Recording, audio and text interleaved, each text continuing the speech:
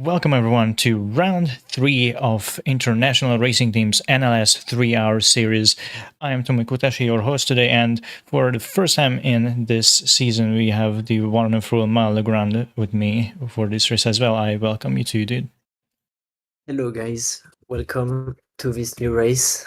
I hope you are ready because today we have like 45 drivers, so I think there will be a lot of battles and a lot of action. So I think that there will be a great show today.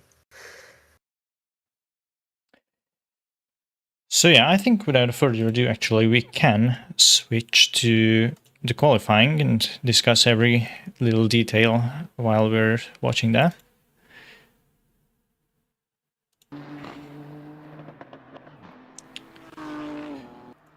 So everyone is, of course, on a track for the relatively short 25 minutes qualifying session. So far, as we noticed, this is just barely enough for setting one or maybe two hot laps for every people. So it's a really fast shootout for everyone. But, well, we do have a 3-hour-long race just ahead of us. So I think it's safe to say that basically everyone has some time to make up for any mistakes they committed or any chances they did not go for in the qualifying session. Still, it might be decisive whether you start on the front of the pack, maybe avoiding any carnage of the race at the start, so qualifying isn't completely insignificant, as it were. Qualification is important, but not obliged, because as an example, on the Nürburgring 24 hours we started P50, and at the end of the 24 hours we finished P3. It was a longer race than 3 hours, but I mean, it's not obliged to be on the first or second position. You can be in 10th place, and if you have the pace and you follow the right guys, it's okay. You can play for the victory. The Yeah, most important is to stay under 30 seconds on the Nordschleife. yeah, exactly. And on the previous race, we actually did have quite some teams who, and the end race made up about 16, even 19 positions compared to their starting positions. So it is most certainly, despite how absolutely menacing this track can be, it is absolutely legible to score quite some positions while in the middle, of the race. Yeah, we all know that the first lap and the first part of the Nordschleife is where people can't overtake. They will have to wait the mid part of the Nordschleife to try something. So at the beginning, on the GP part, maybe one or two overtake we will see, but at the beginning of the Nordschleife, I hope for the drivers, if they want to stay alive, no one plays the hero and destroys someone's race. Yes, for the first time in the series, the weather is actually quite chilly. At Nürburgring, we are finally past that pretty terrible heat dome above Europe. And as I was looking at the weather forecast, the temps will be somewhere between 20 and at the beginning of the race, and will go down to about 15 degrees Celsius until the end of the race. So we will have a relatively cold race for our drivers here. Bear in mind that we have what you see on screen is the actual and literal weather regarding the the cloudiness of the sky and of course the temperatures, so anything except rain, of course.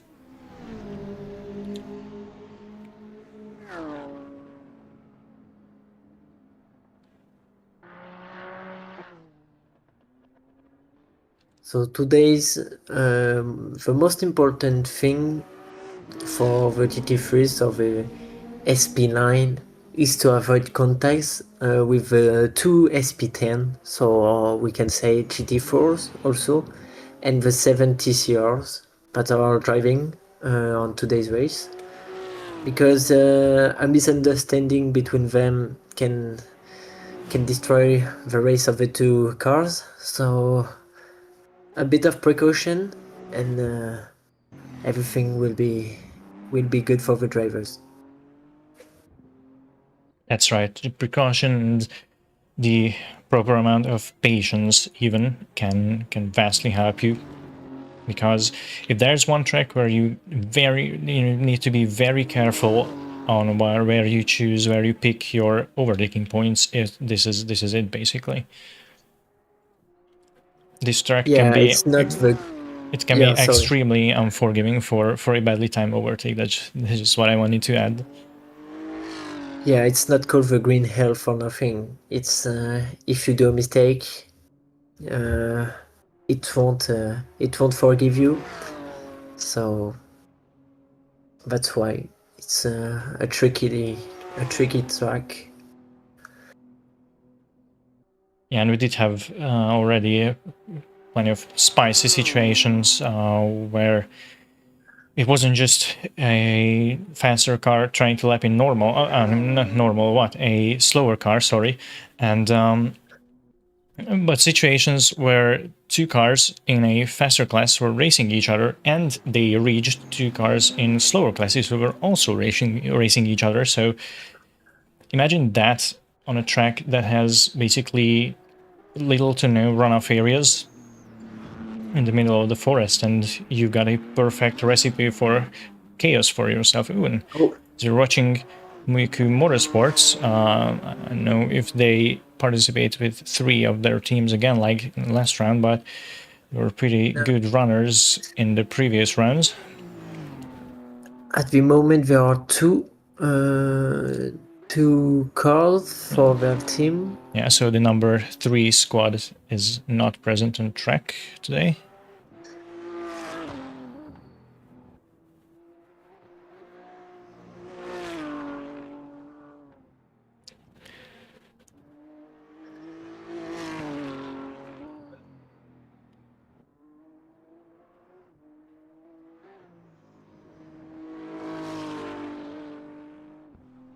So we're watching actually Tony Miller behind the wheel, who, well, during the previous runs he could boast some pretty decent qualifying results.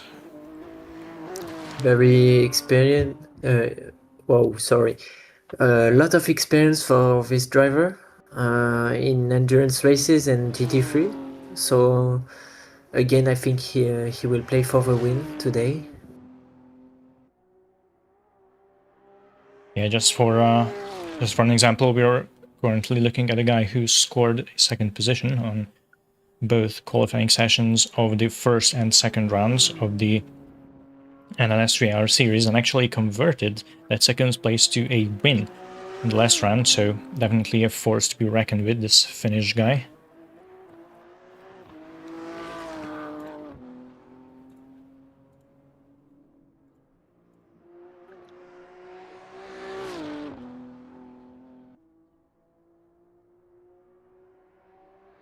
Now the big straight line.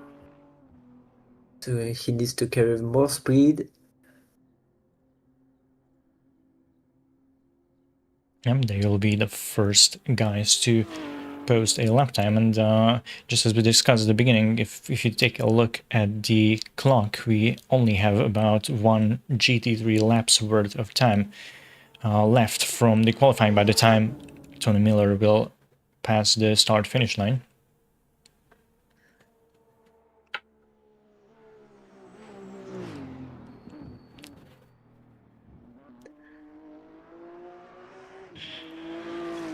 That's a good exit for him. I think he will do a great time. It's 05.5. Yeah, I'm considering that he did a mistake. yeah, he Did a mistake. Yeah. went off track. That's I will still say that this is not a half bad lap time. Invalid, unfortunately for him. Of course, because he left the track with 4 wheels.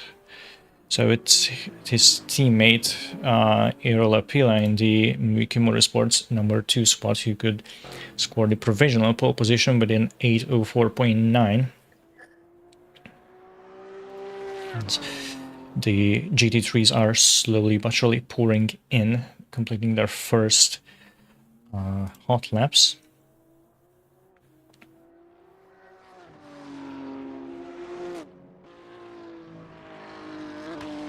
I will be very curious about the TCRs actually today, because on the previous 2 races, practically we had little to none applicable, like valid times for TCRs. In the qualifying, it was either invalid lap times or no lap times at all. So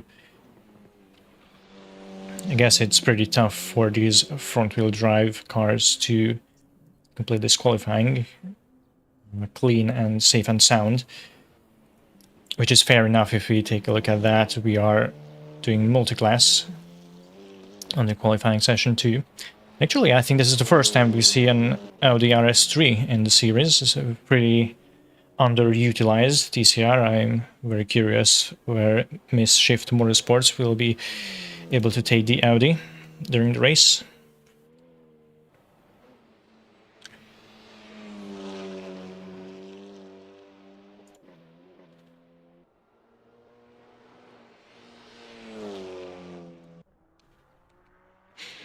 And of course, here we have the SP10, the GT4 class, another slower category of the GT3s, and the SP9. It will be a bit less interesting today because we only have 2 SP10, but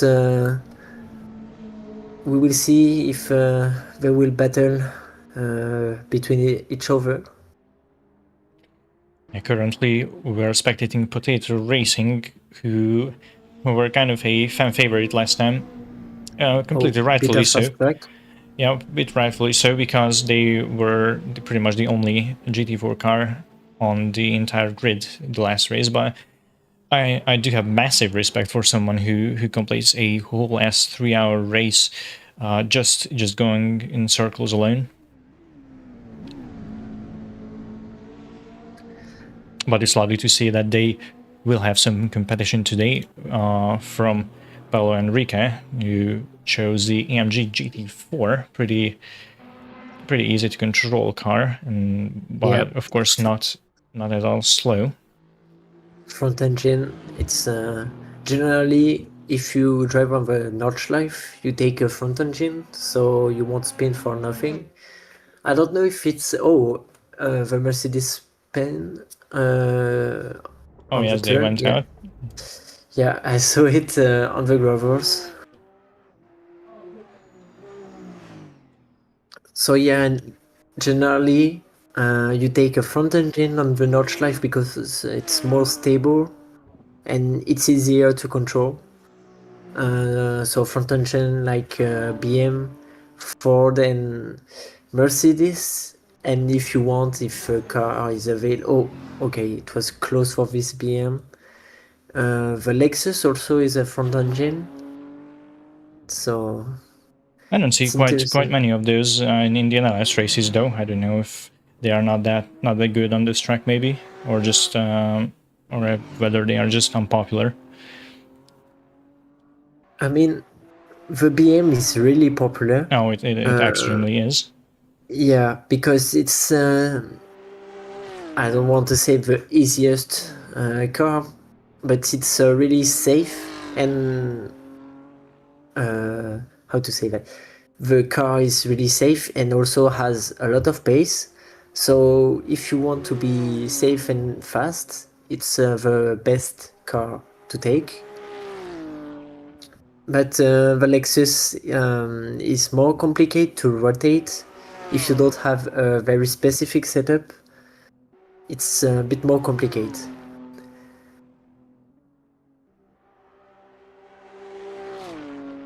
And 3 minutes left in this quali.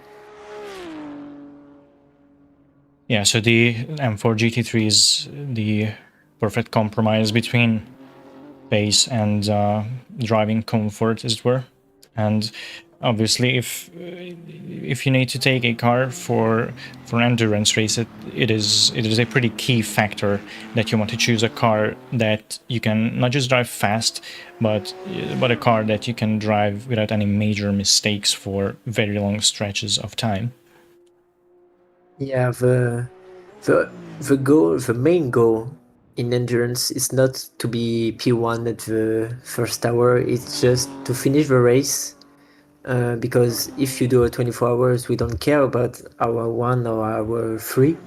It's just you need to finish this race, and this compromise of safe and fast, it's just the best. But on today's race, it's only 3 hours, so we will see if a safe car is the best option, while there are some fast cars, but less safe. So far, it's a 2 out of 2 during the NLS series for the BMW M4, but honestly, I don't know whether that's a proper unbiased data set, as it were, because the vast majority of the people in the GT3 class go with this vehicle.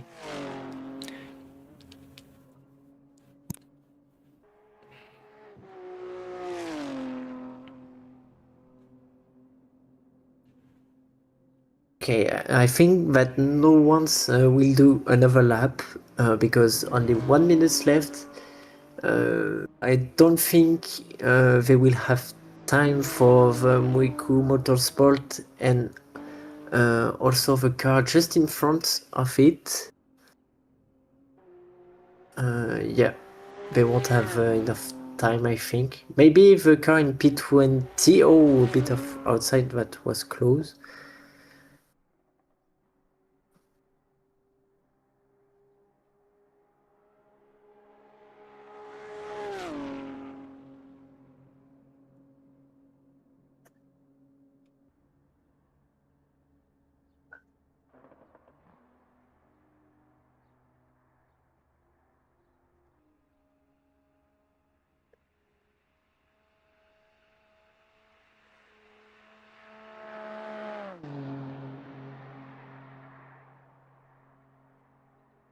Oh, and a pole, 8.02.9. It's pretty darn strong lap time, if you ask me.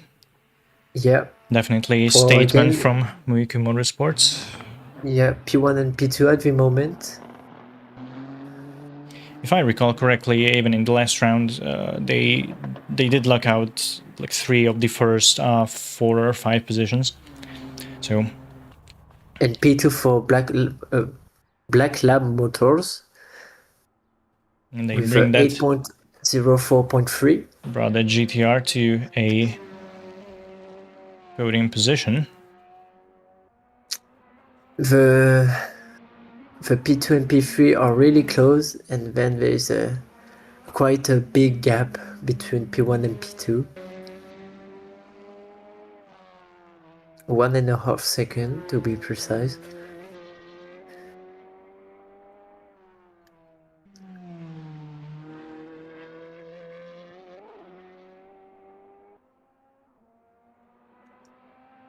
Now this Corvette in 5th position.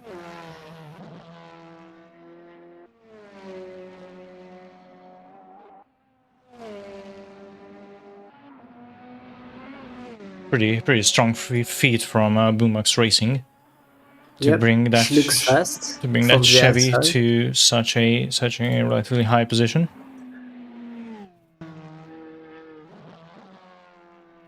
Breaks the M4 dominance a bit. Sliding, yeah, sliding a lot on this Driving turn. that Corvette on the absolute limit.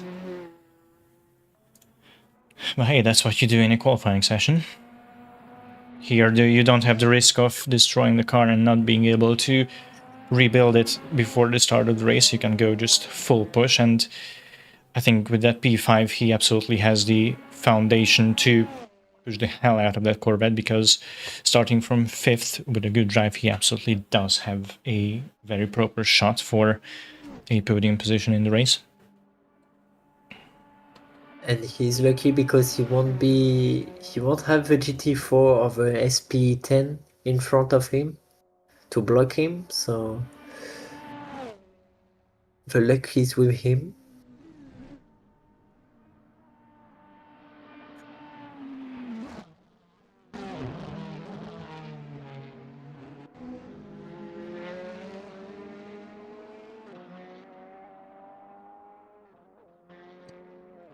Oh, and into the pits he they go. goes I guess that lap in did the not go pits. too well. Yeah, maybe a practice of pit lane. That could be Pit lane. also. I mean, Yeah, I pit did lane see right. plenty of penalties. Well, if not plenty of, but at least a noticeable amount of penalties in the past races for speeding in the pit lanes, which brought an annoying drive-through penalty for quite some drivers quite early in the race. So yeah, it's better late than never to practice that, I guess. Yeah, and I don't know if it's the same on AC, but on iRacing there are two lines for the pit lane, and sometimes it's just very tricky. And here a little help of the Cargamon Racing HQ TCR for the BMW.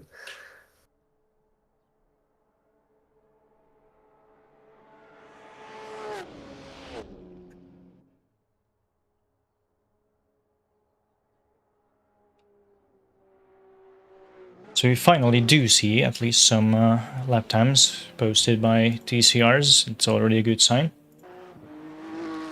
Yeah, 8:58 and 9.10. So the 8:58, it's almost the time of the SP10. And here, no lap time for this TCR. Yeah, the GT4s and the TCRs can actually be surprisingly close in pace, depending on driver skill and also some luck. It's pretty wide corner from Sarti Racing. Oh, yeah, a bump on the wall. This lap won't count for this Mercedes. Oh, and a spin. Well, I guess that's qualifying over for this team.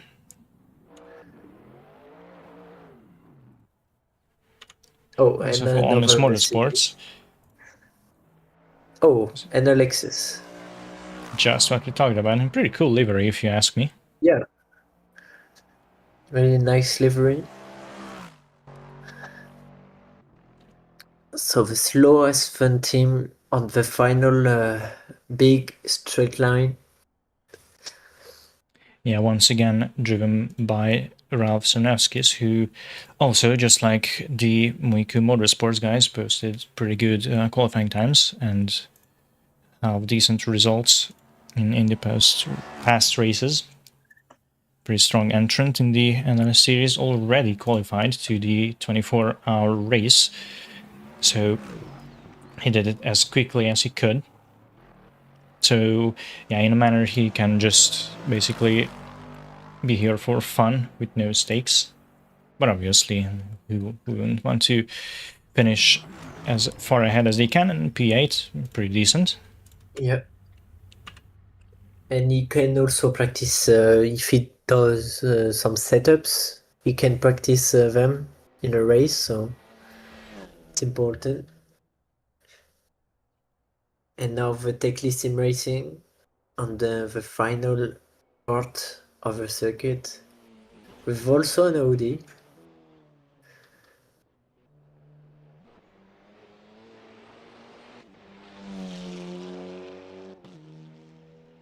So let's see, but basically anytime they post, they will be at least P3 if they did do a valid lap.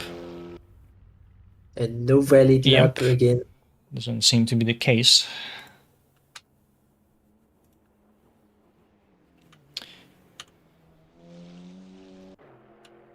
So it's now only the car of Saudi Racing. Yeah, they are On the coming track, back. but yeah, that lap time will, of course, not be valid for the for all these off tracks.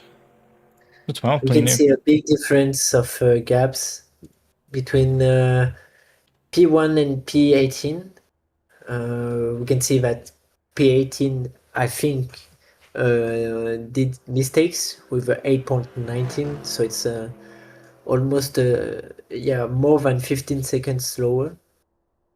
So you can see that there are differences between the pace and also the mistakes that do drivers.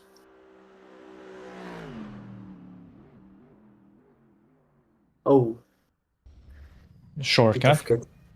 Yeah.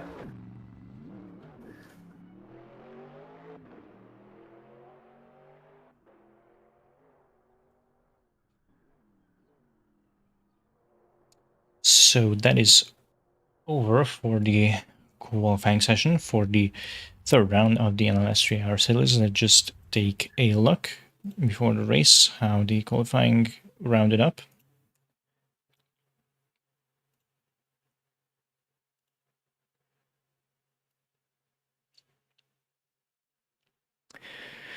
So starting with SP9, it was Muiki Motorsports in the hand of Tony Miller, who posted the pole position in GT3 for this race. Followed by actually a new entrant, Black Lab Motors, with a Nissan GTR GT3, a non-BMW M4 entry in second position in GT3, and third position is Mickey Motorsports number 2. So two of the two Finnish drivers from the squad are indeed in the first three positions, followed by David's Development and Boombox Racing Ukraine, also an R8 LMS and a Corvette. Pretty colorful car palette in the top 5 in the GT3 class. And just to move on, in SP10, the top 2 look like Paulo Enrique could set a valid lap only out of the 2 GT4s, so they will start ahead of Potato Racing with Grober behind the wheel instead of Meyer like last round. And last but not least, in TCR, it was Mischief Motorsports and the Wild Ones who could post a valid lap time in the qualifying session. So this is how we will round up for the rolling start we will have in just a few seconds. And so for the temperatures of the track, 19 degrees, in the air 19 degrees also, and the wind, guess what, 19 kilometers. So we're rounding up for the rolling start. And there is a TCR in the pits. Yeah, Wild Ones is starting from the pits, so of course they will have to leave the entire field to go before they leave the exit of the pit lane.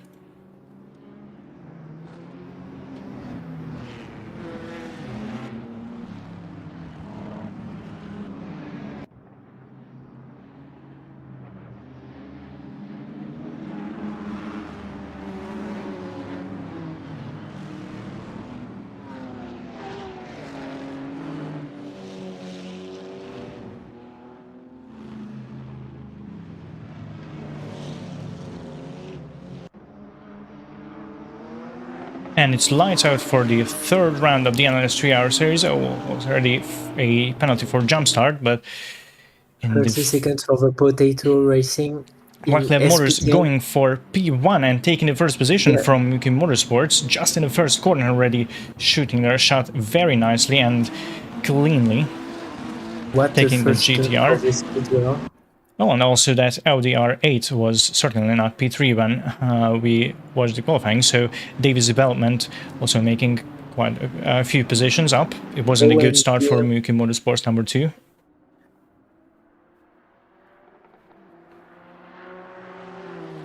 Yeah, so now for the Black Lab Motors, the most important is to put their pace and just try to impose their pace to the others and try to make a gap. Potato Racing in the pits in GT4 class. Unfortunate start to the race for them. Oh, and Ooh! oh no, good save for Muiku Ooh, huge Motorsport. save. That was a code brown for Muku Motorsports. Yeah. Rejoining the track with an entire field of GT3s behind you. And only lost one position with that. Pretty good news for Yeah. Black Lab Motors. They can get far away pretty early in the race. And Will on the grass, and nearly a spin and a crash. Muku Motorsports number 2 actually re-overtaking David's development to take third position back.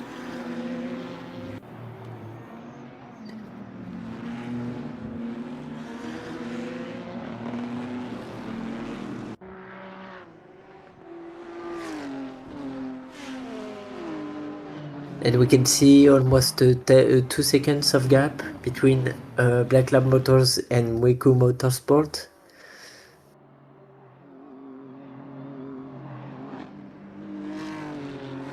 And Potato Racing took their 30-second stop and go for the jump start. Oh, no, yeah, must have been a jump start. I was just about to say that.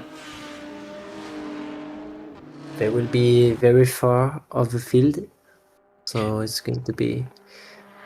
I mean, there are two cars on the class, so it's not that important as if they were in GT3. A little off-road from the Boombox Racing Corvette. And perfect chance for mid-lap crisis. Yep. For an overtake. And yep. Just missed it because of the pesky hill, but is mid-lap crisis up to P5 after a little rallycross line from Boombox Racing. So is the green driver in the Corvette down to 6th position.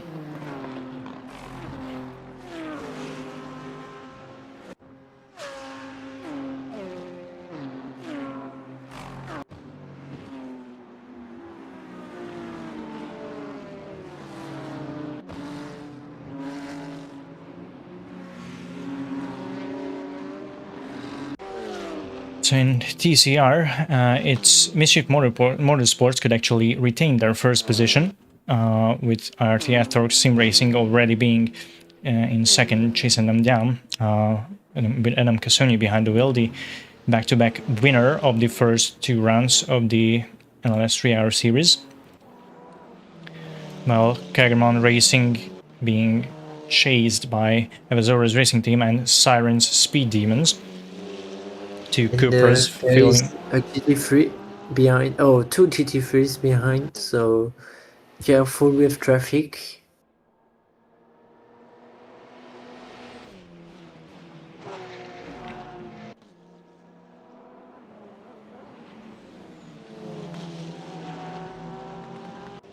Oh, enough track for the Mercedes behind.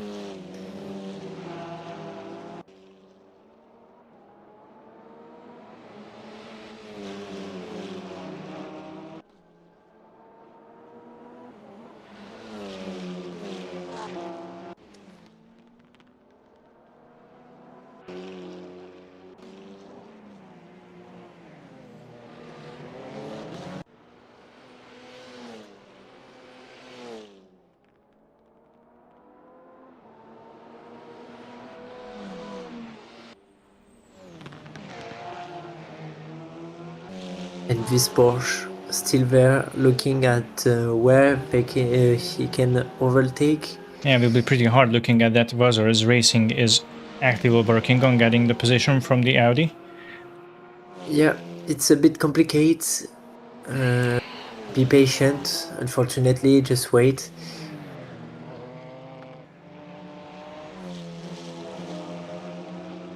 We can see a big gap between the TCRs, P1 and P2, and then the rest of the field.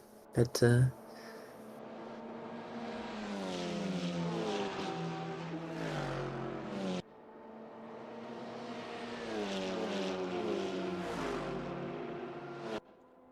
Vazor's Racing team chooses to rather let that Porsche go. This is the perfect occasion for that, as we are approaching a faster part of the track. Less technical, and better. Also Mercedes behind. gave a little breathing room to Kagerman Racing. Actually, Siren Speed Demons and Vazoris are going side by side. Yeah, on the inside. The Speed Demons taking the 5th position in the TCR class. So swapped positions to go after P3, Kagerman Racing. Well, there will be a fight for the first position as well quite soon, with Athork Sim Racing just being on a bumper of Mischief Motorsports. Yeah, closing up the gap.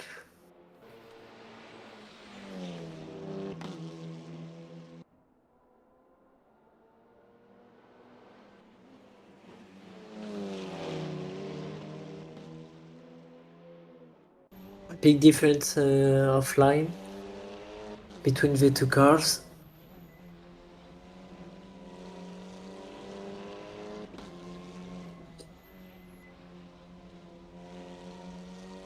Yeah, going through the infamous so-called YouTube corner, the TCR leaders.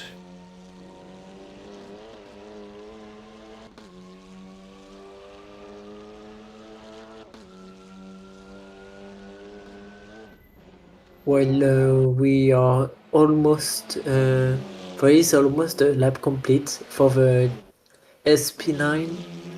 We are on the long straight line, closing to the final part of the track. Yeah, so really it's patience is the name of the game for Cassoni in 2nd position, because as soon as they will get to the long straight line, he will just have all the help of the slipstream to make the overtake for the 1st position in the TCR class.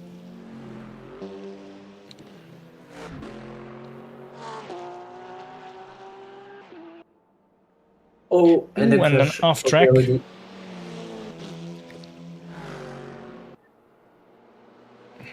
And those two corners can be somewhat tricky, as they actually do have a little banking, so not as straight up as they look. And that's Side by side. Yeah, that's IRT Athork Sim Racing into the 1st position in TCR.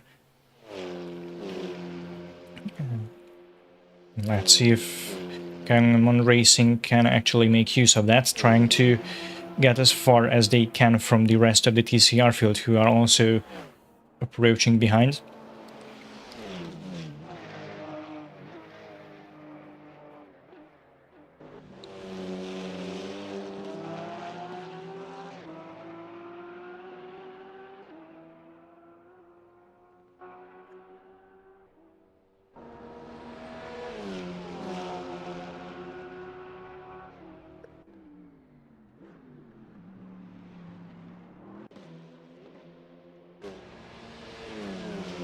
And Siren Speed Demons, in the meantime, already got up to 3rd position, actually, in TCR. We're taking now both Vazora's racing team and Techley Sim Racing.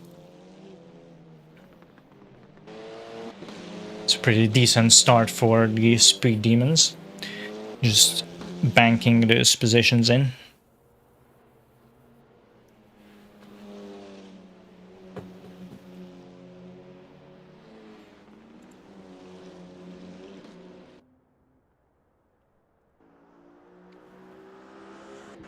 Seemingly so far, Mischief Motorsports does not want to get that P1 out of their hands that easily. They are not at all letting up of chasing Cassini in the 1st position.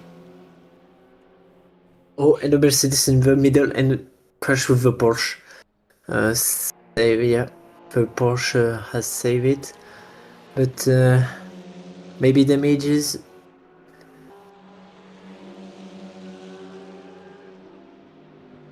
Trying to look which team were they. The leaderboards are quite messy at the beginning of the race, unfortunately. But it had to be SRT Racing with the AMG and Burpro with the Porsche 911. Yeah, the lines of the Mercedes are a bit Ooh, yeah, a bit chaos, a bit like some chaotic things. and that's So extremely unfortunate because they now have to complete a whole lap on the ring with a possibly damaged car. Will certainly not do well for the race.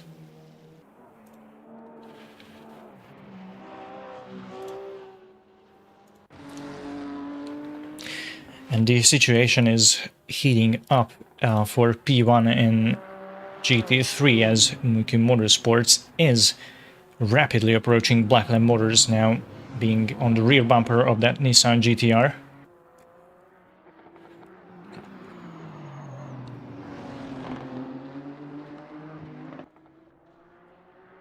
Miller is looking to get the early lead out of the hands of Osowski.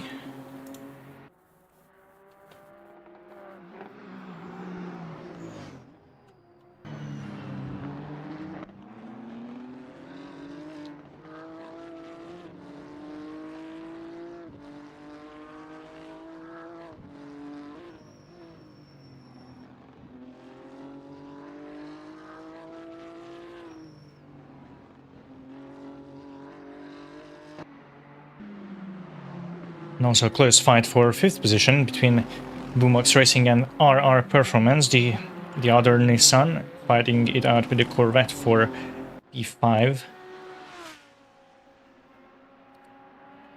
And if these two guys start to fight, actually, the little train behind them isn't that far in the back, so this could turn into a pretty interesting fight for the 5th position in the GT3 category.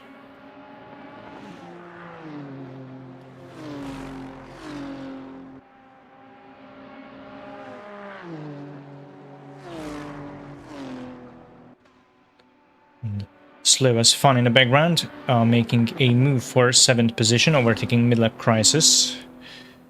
Zernevskis with the Lexus is going for these positions. and the GTR is closing up to the Corvette.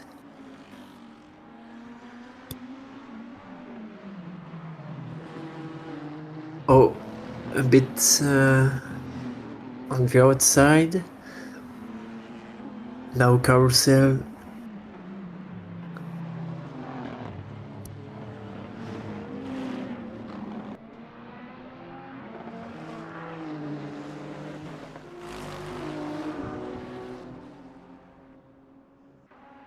Don't know what happened, but the other SP10 in P32 is only on the GP section and very far from the TCR group, so maybe a crash for them. And the group of the leaders are coming to their first traffic, the other SP10 that got a 30-second stop and go for jump start. Yeah, that's Potato Racing, I reckon.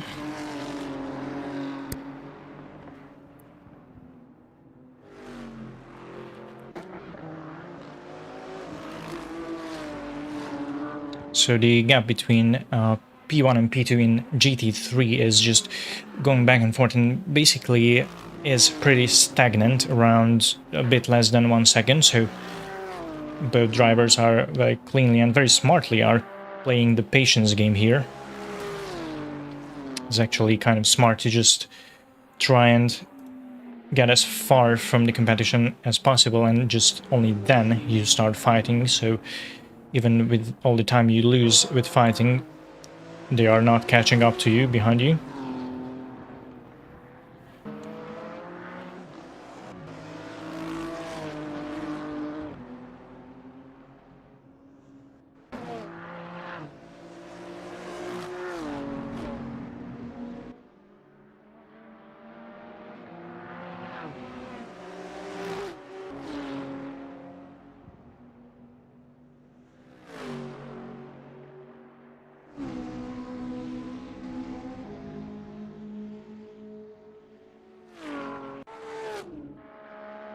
And it's very close in the straight line.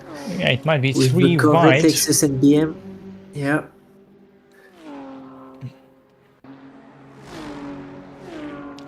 And it's slow as fun taking that corner in the first position, at least, and in this pack. It's a Lexus. Yeah. Very, very solid left from Ralph Cernevskis, making plenty of positions up.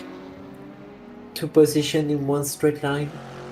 Not that good of news for Boombox Racing, who are already down to 8th position from the I reckon P5 they started at. Midlife Crisis is still constantly trying to take that 6th position from... Oh, and the little contact between Boombox Racing and Sumedesky Trico. Okay, that will take a bit of time to learn to pronounce that team.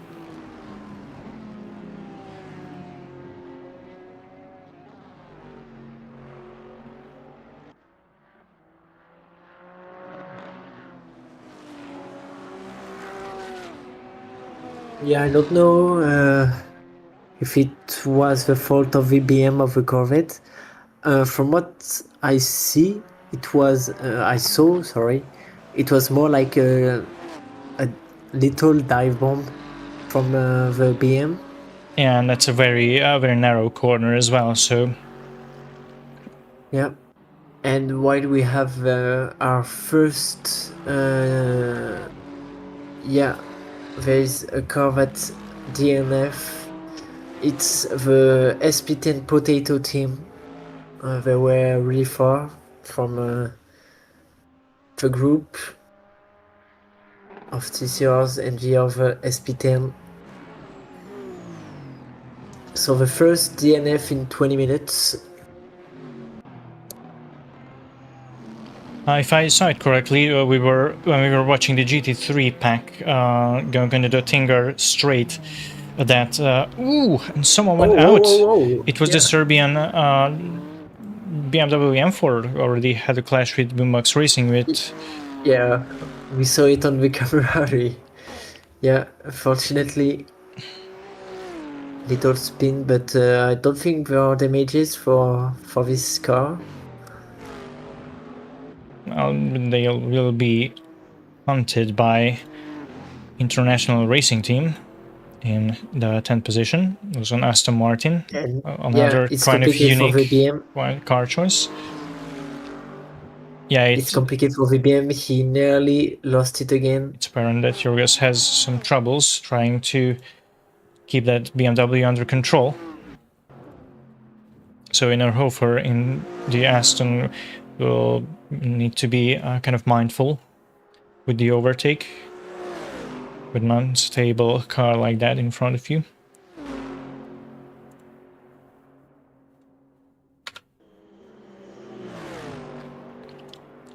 Very patient and very wisely with the move. Maybe the better exit here will help them. Yeah. Going around. Oh, that was close. The Beamer is not letting that position up easily. And it's done for the Aston. So it's IRT up to the 9th position. I don't know who is actually the driver. It's of this car. Dominic Innerhofer for the Aston Martin. Okay, so a great move from him. And so 34 cars on the track at the moment. Potato Racing didn't DNF actually, they just did a driver swap. It can be misleading because obviously they need to disconnect from the server, and that's the first thing when the little message pops in the top of the screen. Obviously that's the first thing that comes to mind, but Potato Racing only did a long pit and a driver swap, so they have that out of... Oh, there's a big battle for P16. Really small gaps between P17. I'm checking the names of these teams. between One Battle Racing, ACPT Racing, and Almost Motorsport. So it's very close at the moment.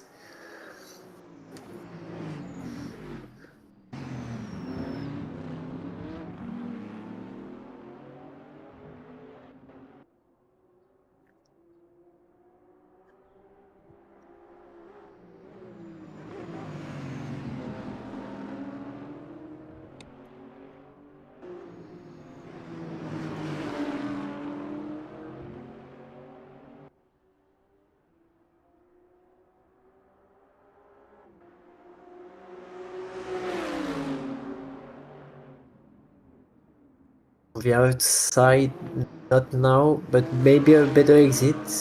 The biggest winner of this battle could actually be Almost Motorsport in the Mercedes in the rear. So they just need to basically wait out if the two BMWs are maybe making some mistakes while trying to fight each other.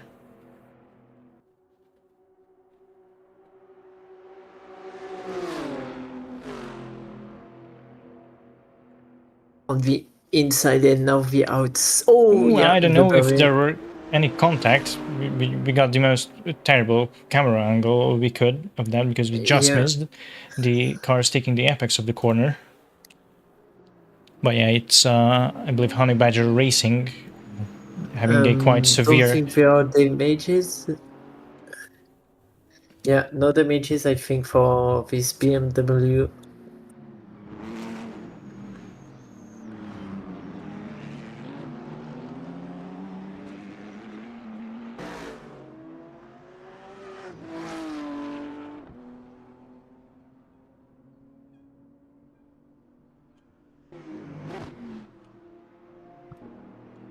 Now it's on job for Almost Motorsport to take P16 from ACPT Racing.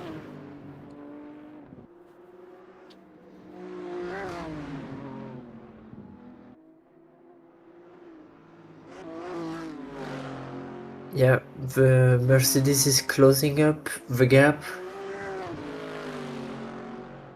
Also, just from the corner of our eyes, we can keep an eye out for the fight for P1. For P1.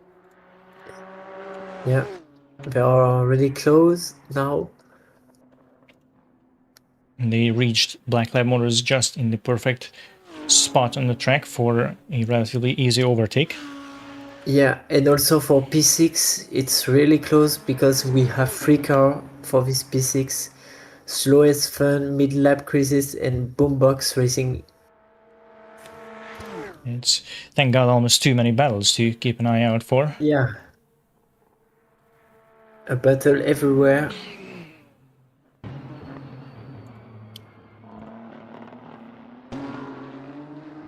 So Muki Motorsports couldn't really beat the absolute monster top speed of that Nissan GTR, but they are still just 0.15 seconds behind as we approach turn 1 on the GP track. Fastest lap for them. And this is really interesting. So their best lap is a 8:06.2, while the last lap was a 8:07.8. Yes. So really faster for this BMW. I think that unfortunately for this GTR, it's going to be complicated to defend.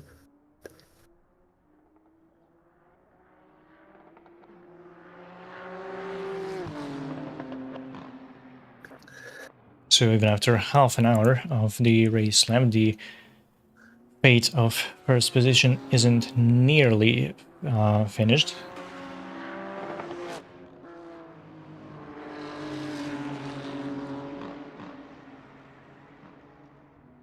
Of course, there's plenty and plenty of the race left, but these guys just do not let each other go.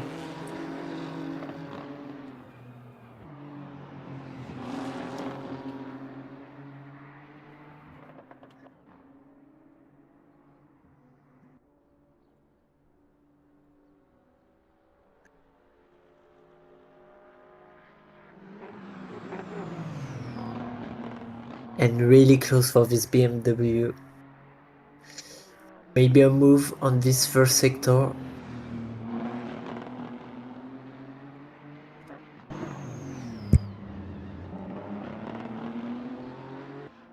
Also some spicy battle going on for P20. I believe that's Bravos Motorsports and Cyber Runners Racing. So we can lay our eyes on battles on both the front and the back of the GT3 pack.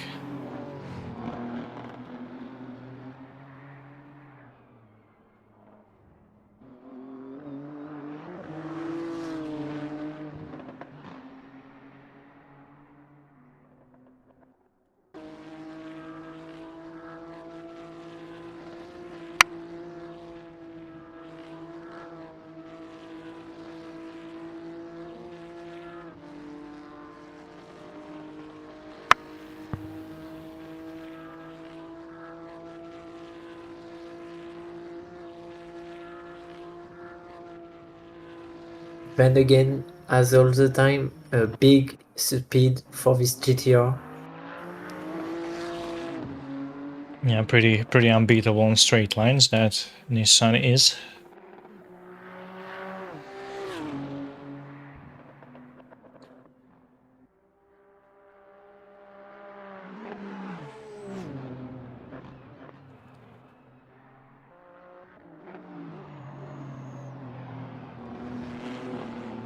It's actually lovely to see that, despite we were talking about how much of a popular choice the BMW M3 is.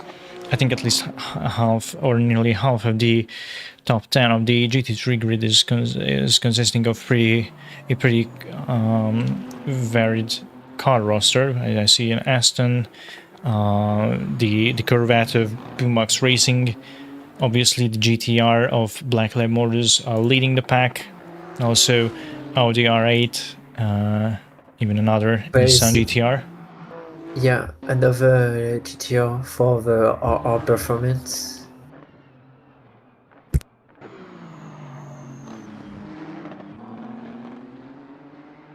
And Boombox is really close from this mid-lap creases. And Fishy... Oh, wait, I just didn't see the full name of his team.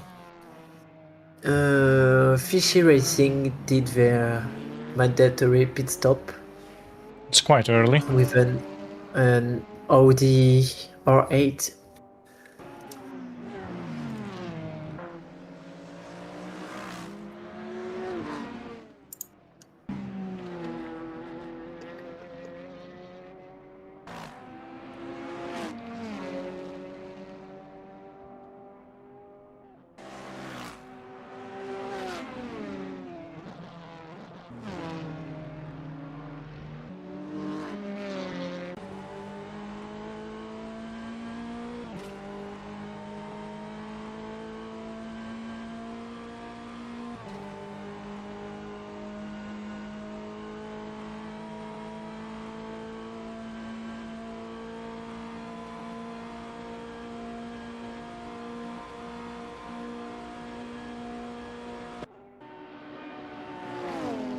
It's a very bold side-by-side by Boombox Racing.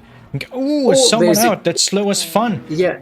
Oh, spinning in a terrible position. Oh, God. Yeah. And the Corvette has damages. Yeah, Boombox Racing absolutely collected the uncontrollably spinning Lexus. Ooh, not necessarily the safest trial at rejoin from Cernavskis. Yeah. Ooh, that Lexus caused quite a bit of havoc in the GT3 midfield. In front and on the back damages.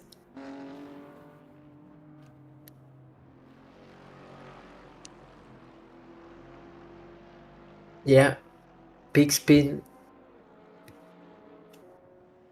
Yeah, and obviously also for Boombox Racing, that's extremely unfortunate, as they just couldn't, I think they couldn't quite see the Lexus spinning out right in front of them, because they were just after that full throttle left-hander.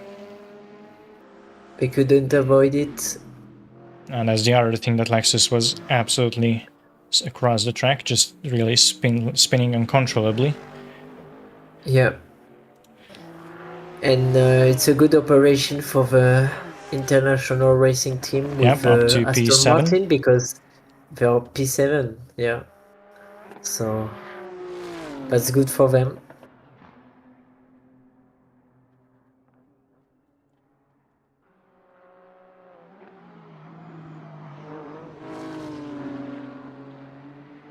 And this GTR is resisting to this BMW. Yeah, basically, since the beginning of the race, these guys are inseparable from each other. That is Dmitry Osovsky and Tony Miller in this particular order on the track.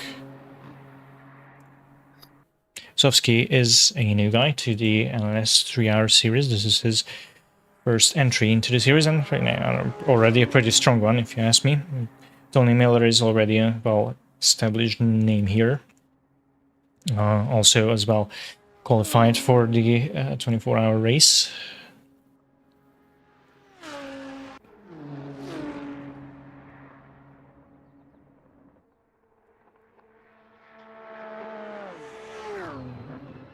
If you talk a lot about that Nürburgring 24 hours, just dropping a few details as we're watching this battle unfold, that when we mention qualification, basically this 3-hour series is a quali series, almost kind of like the real NLS series to the real 24-hour race is, in a way that in order to be eligible for participating in our 24-hour race in the Nürburgring that will be held in September, you need to complete 2 races of this NLS 3-hour series, at least 2 out of these 7 rounds, with less than 5 laps gap behind the class leader and less than, I believe, 20 incident points. Not too strict criteria, so relatively easy to complete, as about a dozen drivers already could done it in the first 2 rounds, and I believe that we will have new faces eligible for the 24-hour race after this round as well. And we have 2 cars in the pits.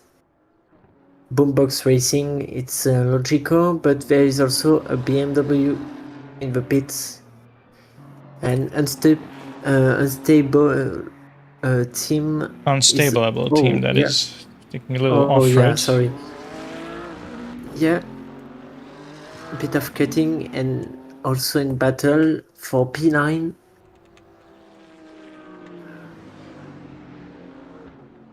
And damages on this Mercedes.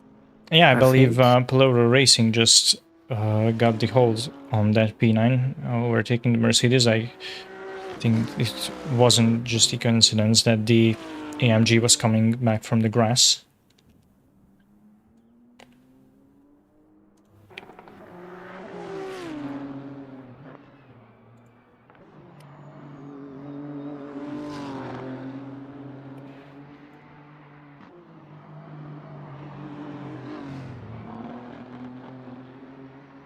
Really, these cars are like they are tied together.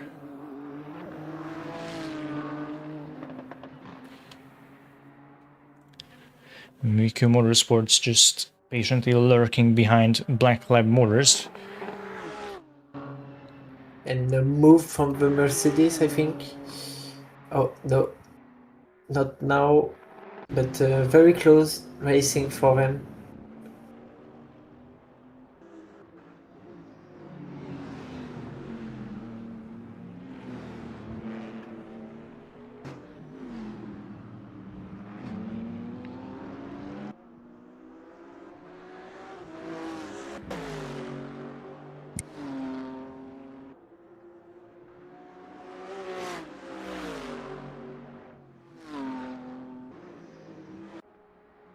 And there it is, Miku Motorsports taking finally. the first position.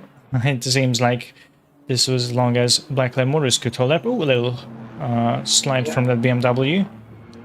Almost 40 minutes behind to analyze the lines of this GTR. And finally, the move.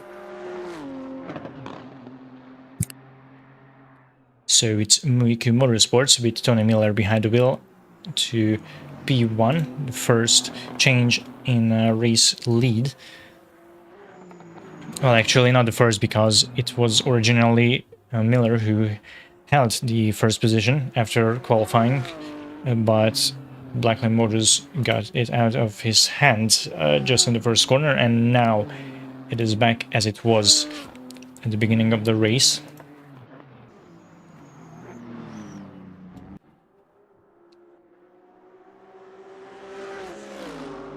Box Racing has done their long pits after this little crash.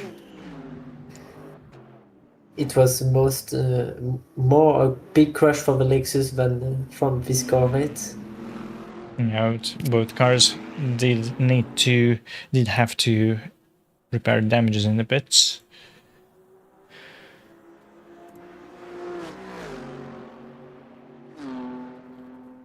And Gojira Racing Team is battling with Saber Runners Racing for P17.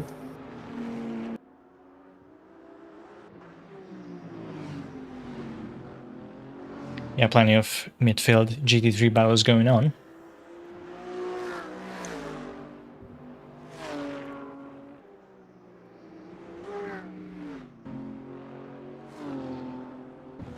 While we got the wild ones in TCR disconnecting. I wonder if it's a driver change or something else. Oh, I believe it could be just a driver swap, because it's a 2-driver entry with Fabio Cravino and Tiago Pinto Atenas.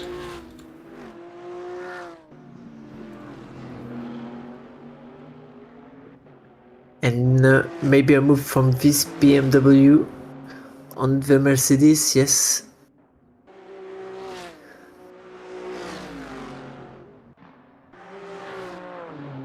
Also something brewing between Midlap Crisis and RR Performance for 5th position in the GT3 class.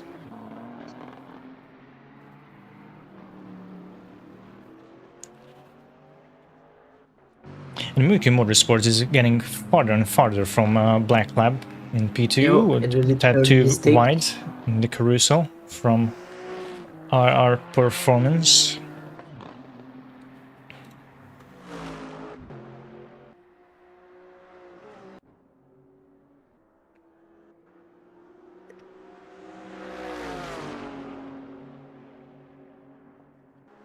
Also and fresh tires for this BMW. We got a sort of double fight for P14 and 12 in GT3. And SRT Racing GT has a drive-through from the race direction. So maybe a contact or a bad move. Has to be some serious wrongdoing if you bring up the attention of the race control.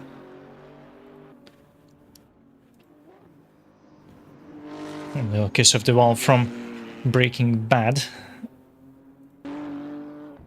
This is the first time we see them in the top 10 with Vidas Gudas behind the wheel.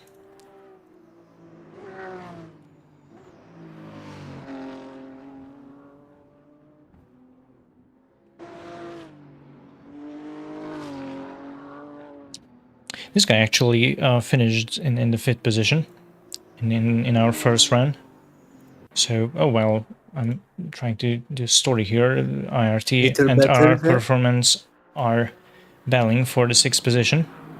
Yeah, it's a bit more complicated for the RR Performance. Yeah, something is going on for those guys, because they are losing another position in just such little time. And so we have 2 TCRs that made their long pit stop. I think, yeah, we are on the pit window and a bit of off track there. Careful for the Aston Martin.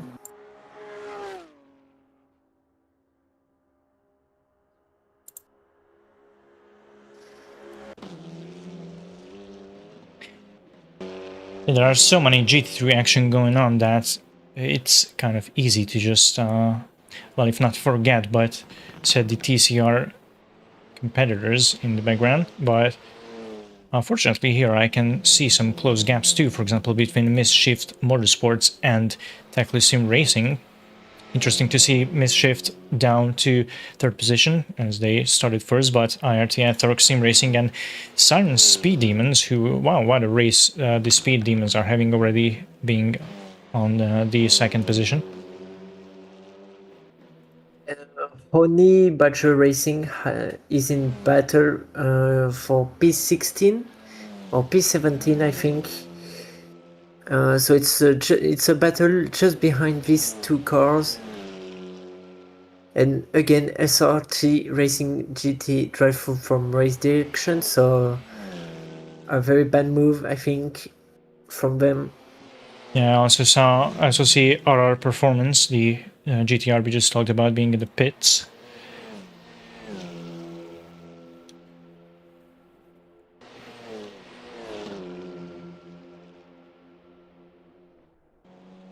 Also, let's not forget that we might be approaching the first... little contact. Oh yeah, the Audi of Mischief Motorsports went out, so they're already down to P4 in their class.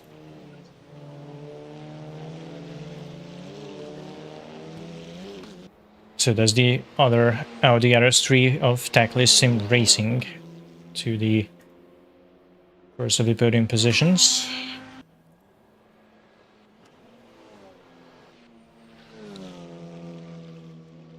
So as I was saying, also let's not forget that we are basically hitting the time mark where the people will start to go for their first regular pit stops, because obviously it's not only the long pits we're having here, but these cars do run out of fuel and tires.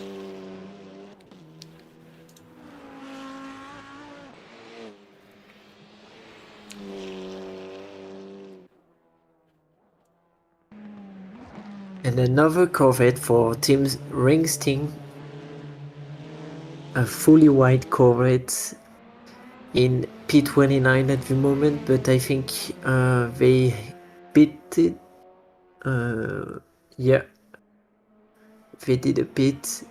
Cyber Runner Racing drive-through for spinning in the pit lane. We told that during quali, drivers must be aware about that. It's a bit tricky with the line.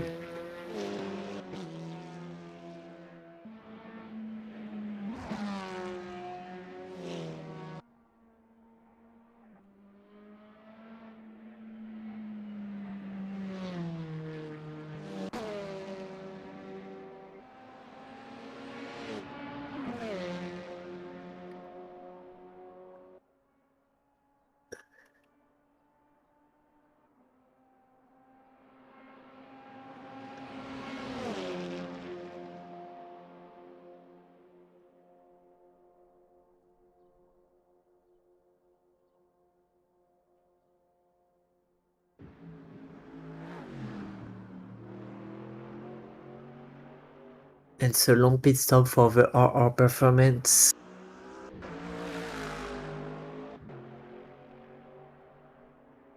Yeah, after Boombox Racing, they are also among the first ones. And the drive-through for crossing the pit line. Oh, that's extremely unfortunate. Yeah, and Muiku Motorsport put a gap of 3 seconds to the Black Lab Motors, so it's a very good pace from Miller. Yep. I think it was. Yep, it is. And also his teammate Lapila is holding a pretty steady gap behind third position. It's been long as I was looking that it was also somewhere around 8 seconds, so they are pretty similar in pace. And I think anything can happen to anyone here, so it's not at all over for then either the first position or this early in the race, really any position. Last time I remember we saw an amazing battle from two of the GT2 challengers up until the very last lap, until the very last corners, so all the positions are still up for grabs.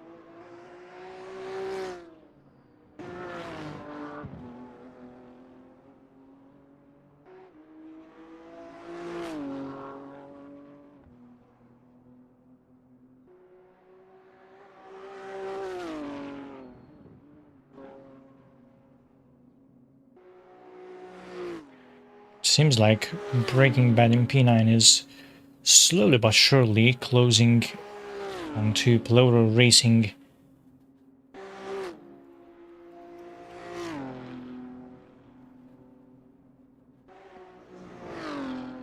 Is certainly the closest opportunity of a fight in GT3 currently. After the first wave of regular pit stops, the field has mixed up a bit, and all the battles we could see have kind of calmed down for a while.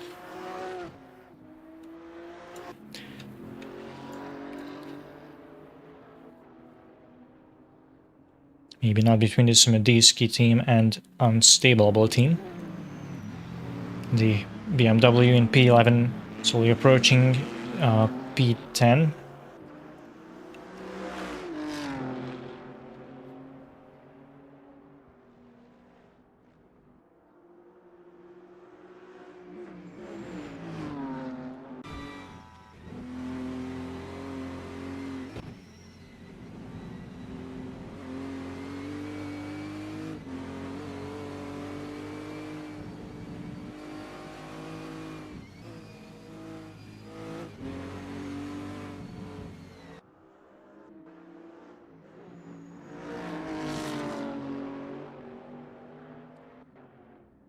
Yorgos is really getting on the nerves of Antonov behind the wheel of the BMW, just flashing those lights and being on the gearbox of that AMG, just really filling the rear view mirrors of the pink car. Sooner or later we will see a move as they are approaching the last stretch of the track with the Dottinger straight. Even gave the AMG a little scare before that little jump. She really wants to get their hands on the 10th position.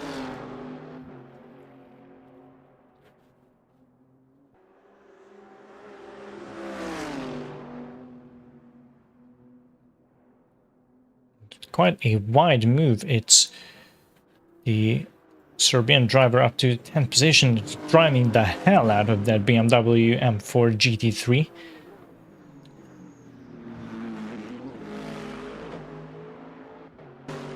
So they might go after Breaking Bad if they can keep Unstableable team behind them and build a consistent gap, although sort of kind of unfortunate place to overtake, as the AMG will have some of the slipstream of the BMW, although I don't think enough for it to be able to make a move until the end of the straight.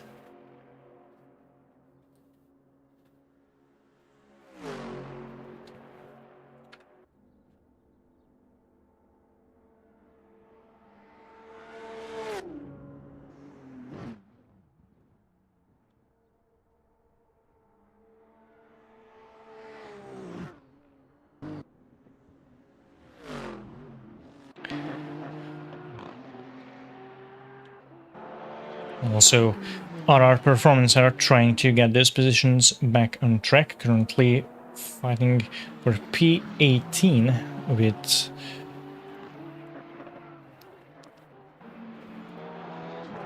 Cyber Runners Racing.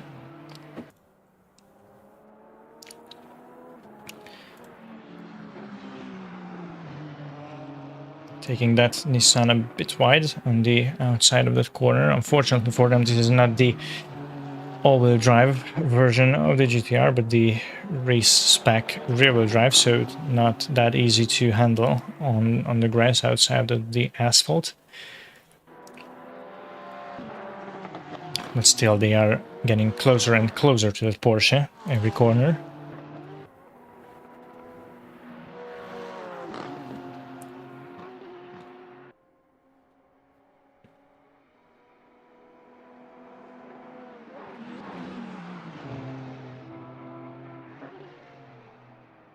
And quite a hefty stop and go for Tackley Sim Racing in TCR.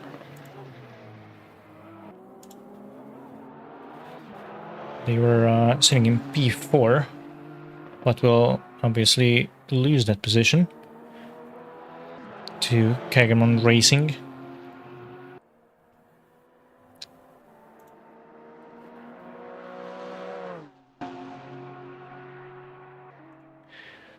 And for missing the minimum time in the pit lane.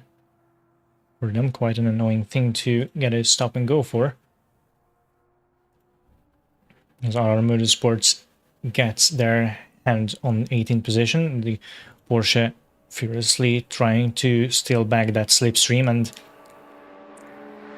make a counter-attack by the end of the straight. But it's very hard to fight that Nissan in just raw power and raw top speed.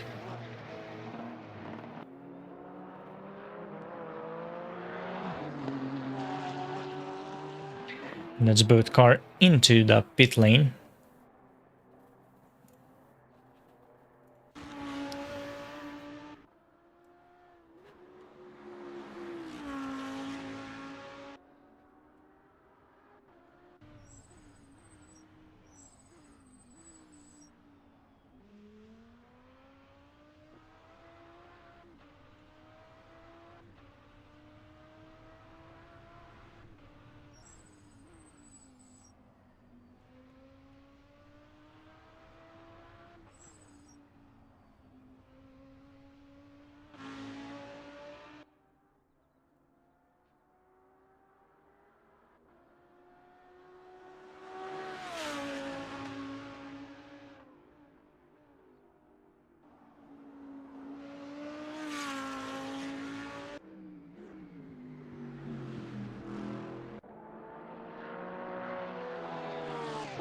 They continue just where they left off before entering the pits. Quite a fast pit stop by both RR Performance and Cyber Runners Racing, so the Porsche will have the chance to fight back for that now 17th position.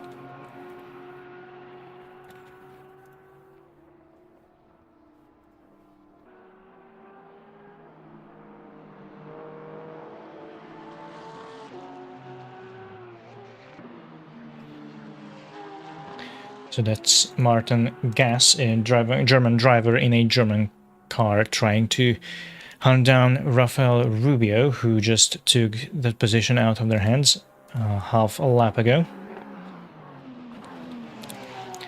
So the TCR, two of the TCR leaders, Misshift and Siren Speed Demons, in the pits currently.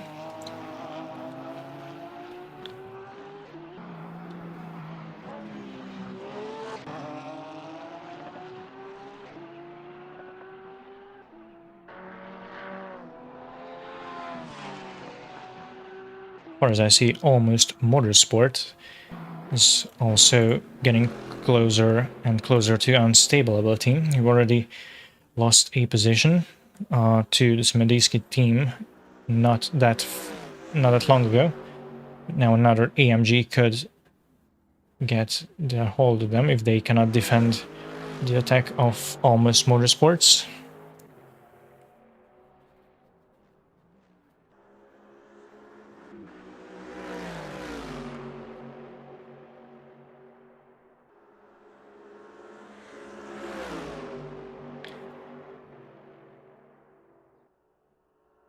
Manikov goes now side by side with Antonov. Pretty risky move going too wide there, but Almost Motorsports does make the move to get the 10th position out of the hands of Unstable team, now out of the top 10 at the moment in GT3.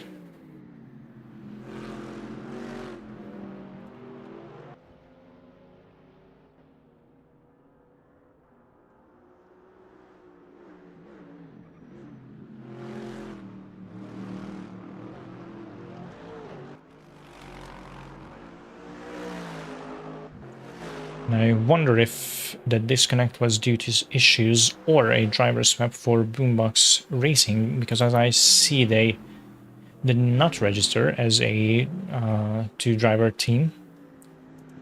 So we'll keep an eye out on that, but it will be very unfortunate for the Corvette team to be out of the race just after the first third.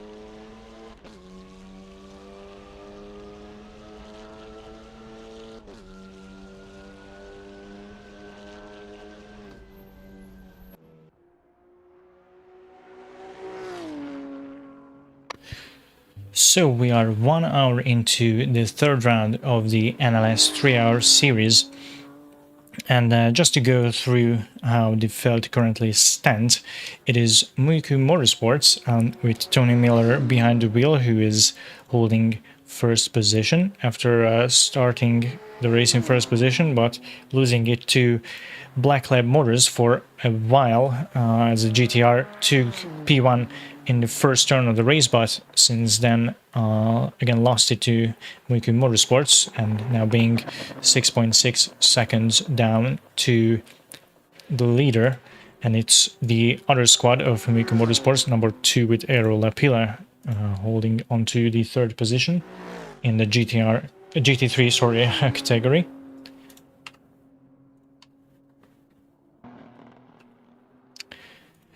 In GT4, our two challengers are still absolutely on the track and racing, with Paolo Enrique holding into the first position. He was, I think he was constantly in this category in the AMG GT4, and Potato Racing with the McLaren 720S GT4 with Christian Grober behind the wheel currently.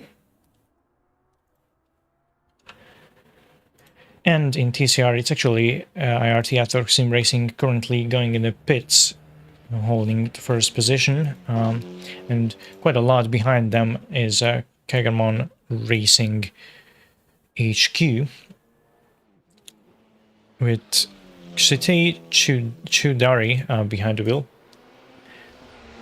steering that Audi in the second position, as well as Mischief Motorsports using the same RS3 holding on to third position in TCR.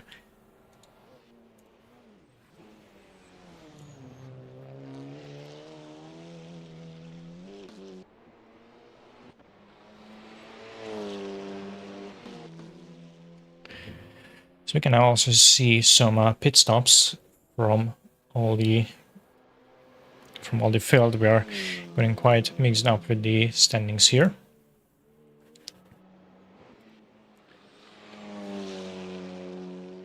Also more and more people embarking on the long stops as we go deeper and deeper in the race. You only have one mandatory pit stop in each class to complete during the entirety of the race. So some people had to take that for repairing damages after the pits, after the start, sorry. So they got that out of the picture quite early.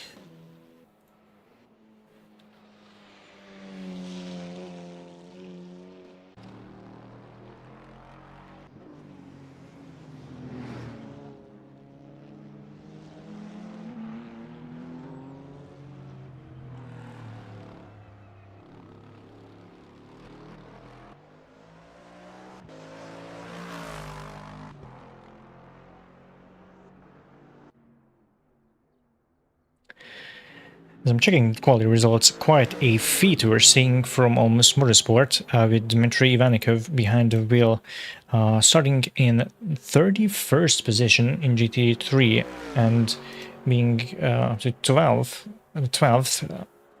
And I believe they were in the top 10 just not that long ago, as Muiku Motorsports and Black Lab Motors are both going in the pits, and the Muiku number 3 squad is also going in the pit lane. So all 4 GT3 leaders in the pit lane, and the 1 hour and 53-minute mark.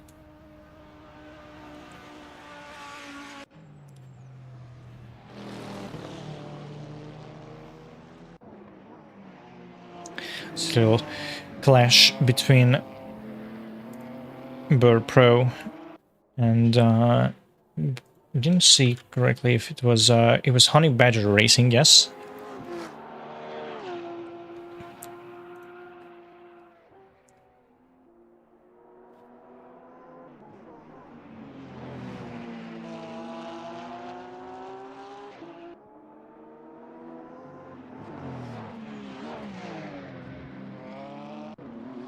So apparently Muiku Motorsports number 2 took some longer time in the pits, because right now it's Black Lab Motors back to the lead of the race, with the Muiku Motorsports number 2 squad being about 8 seconds behind them. Quite a hefty lead for the Nissan GTR.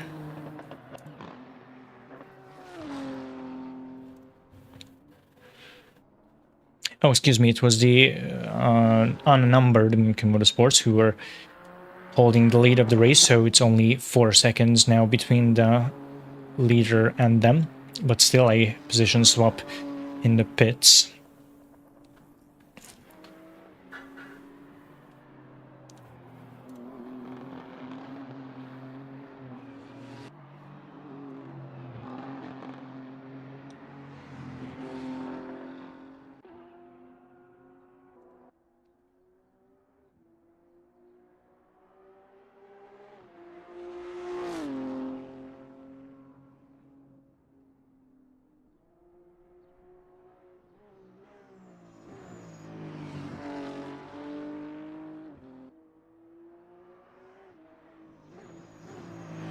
The CPT having some pretty fresh air around them.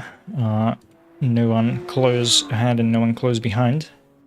They have the opportunity to put in some really consistent laps and catch up to Gojira Racing for that 20th position.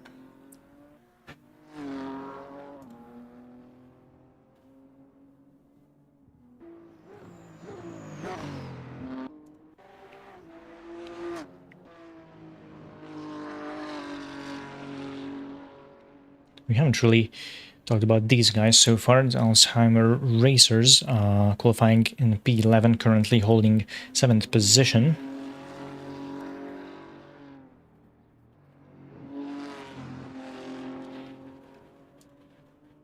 So a strong drive from Jiri Kutsky, the Czech driver.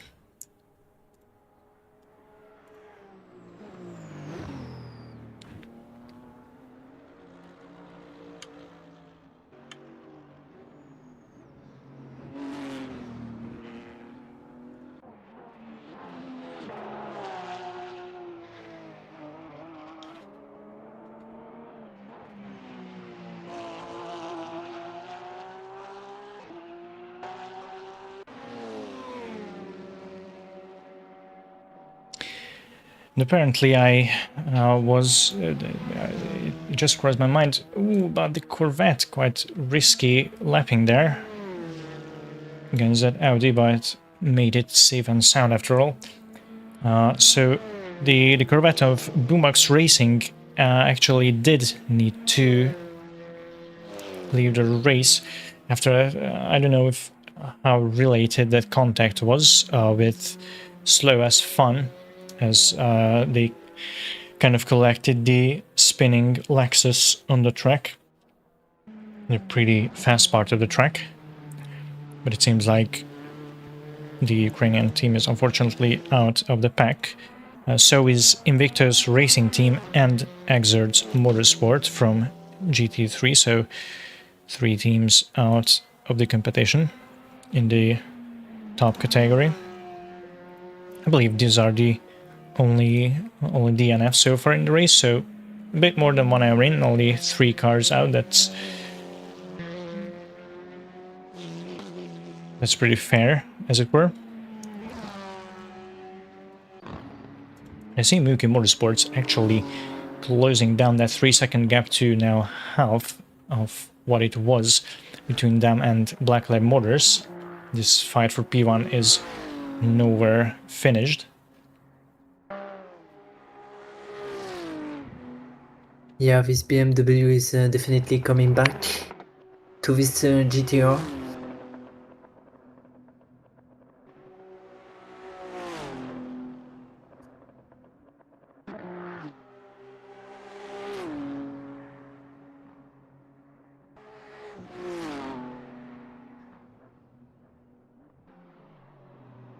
We can see that the top 3 has a very, very good pace, because on the P4 it's mid-lap crisis, and the car is 40 seconds behind P3, so, and I don't think there are major mistakes of this car, so it's just the pace is phenomenal.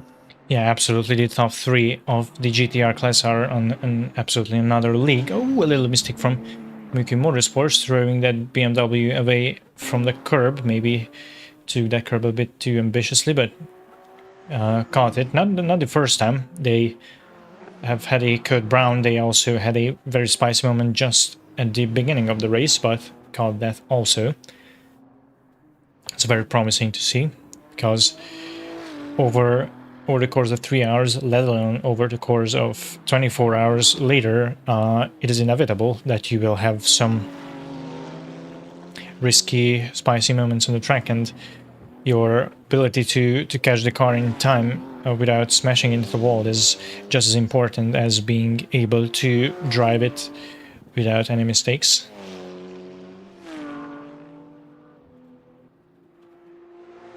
And this is a proof that this BMW and Miller is pushing to come back to this GTR of the Black Lab Motors. So everything is possible. I don't think that we saw a major mistake of the GTR since the beginning of Not this far race. as we were spectating them, that's for sure. So the driver is really strong and consistent also. The 2 Mercedes in battle for P11, bit close. Yeah, a bit of loose rear end we could see there.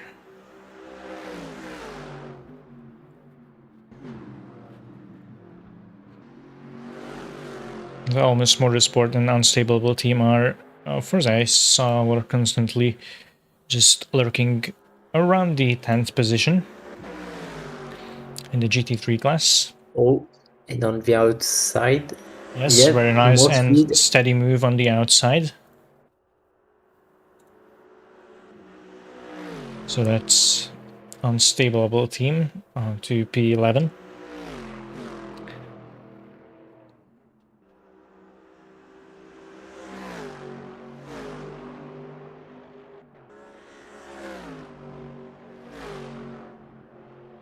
It's very interesting to see that Boombox Racing in that yellow Corvette are out of the race, yet Slow as Fun, who actually caused the accident of these 2 cars, are still on track and on P9. So despite taking all the damage with that Lexus, I think this is a very decent position. Ralph Cernevskis is steering their car.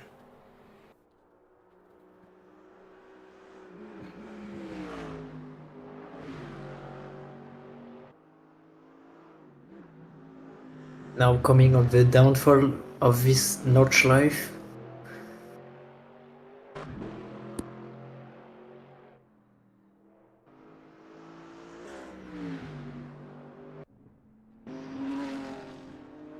You could shortly also something between ACPT Racing and Gojira Sim Sports, two identical looking BMW M4s.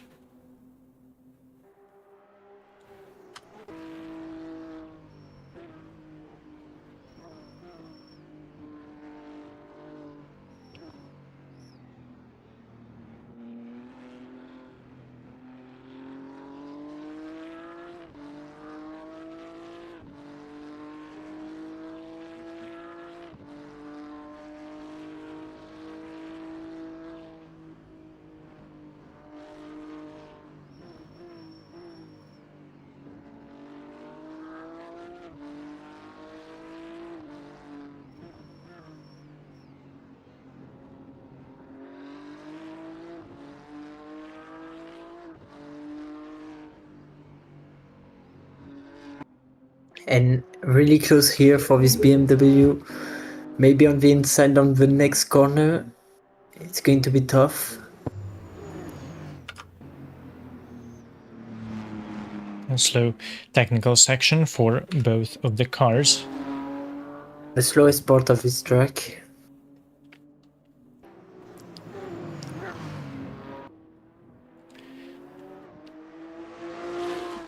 But ACPT Racing so far had been unable to trick the Gojira team into a mistake. So now they're really trying to go for that move on the inside of that corner. And ooh, and the contact between the two cars. The Gojira team furiously just flashing the right. In my opinion, rightfully so, because that was a very aggressive move.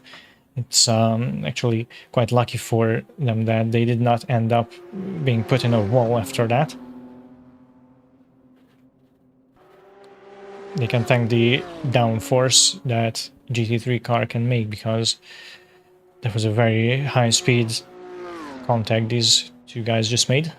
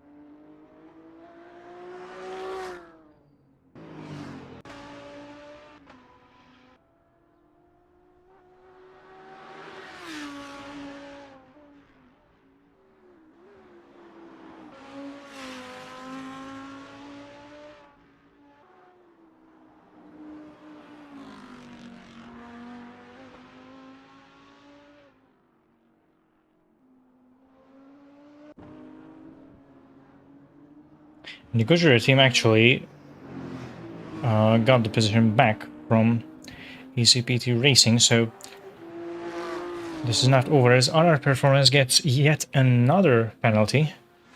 This race not going well at all for the team. So I wonder if ACPT Racing will be a bit more cautious with their pass against Gojira Sim Racing.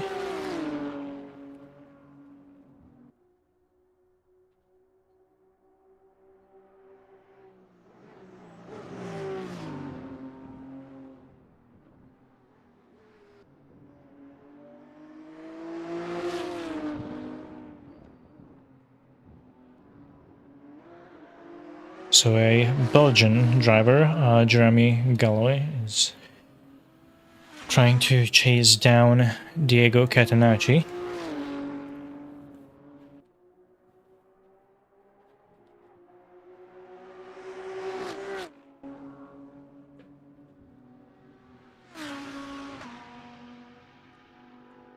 And the slipstream will certainly help them in that cause.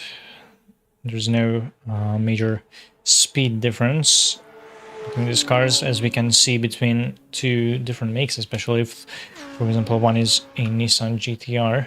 These are same cars.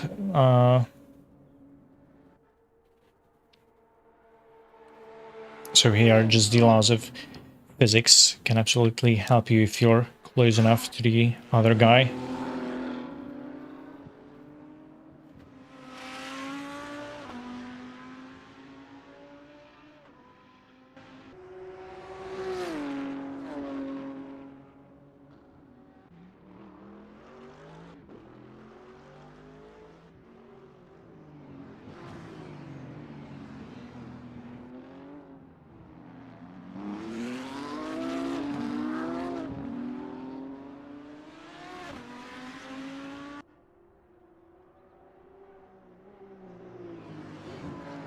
So far, it wasn't that great of a run for the Gojira sim racing team in the NLS series. And they only participated in our first race, but got a disqualification from that.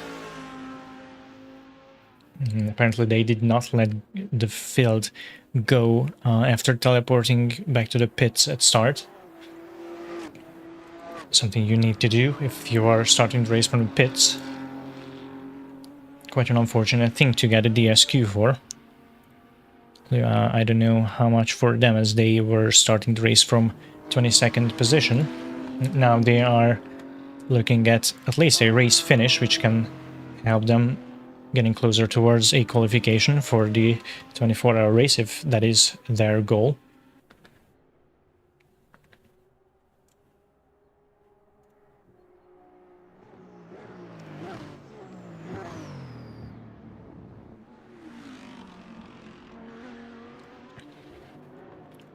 They don't even have that much of incident points, so that also cannot be that much of an obstacle for them.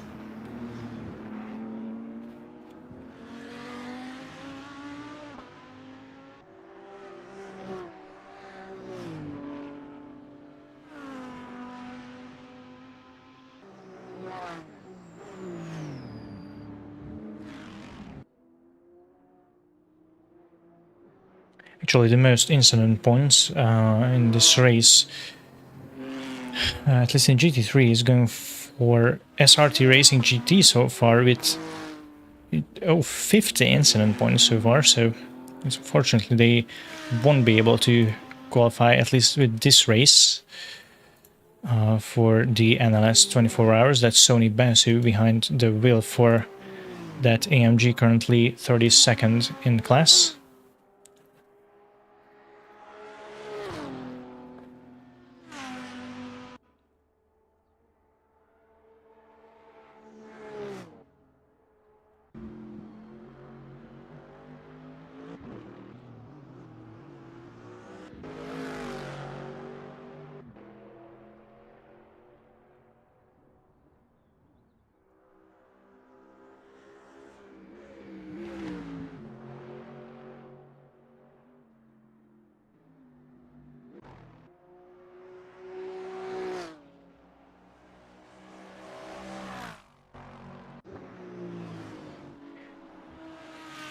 It's also Fisher Racing closing in on Gojira Racing. The Brazilian squad could lose another position in a short time.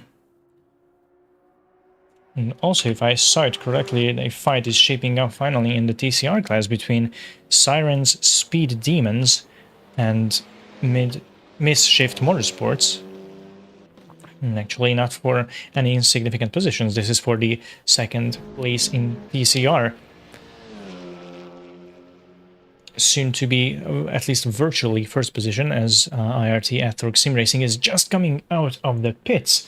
Now this will certainly make for some pretty spicy action in the front part of the TCR field.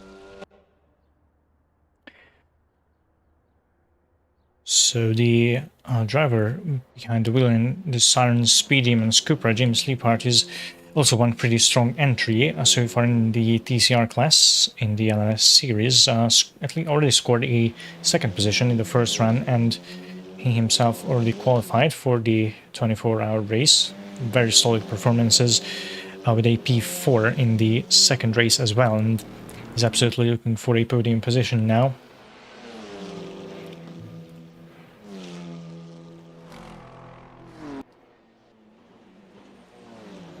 But the longer this guy fight, the more quickly is Kosoni approaching behind them. They have to keep that in mind as well. So this could very easily turn out to be a three-way fight for the TCR lead quite soon.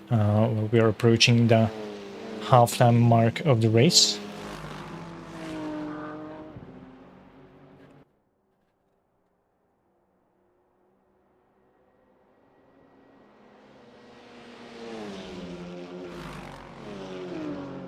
And batteries that slow as fun is reaching the TCR fighters, and well, there's another part of traffic from the GT3, quite a mashup of cars.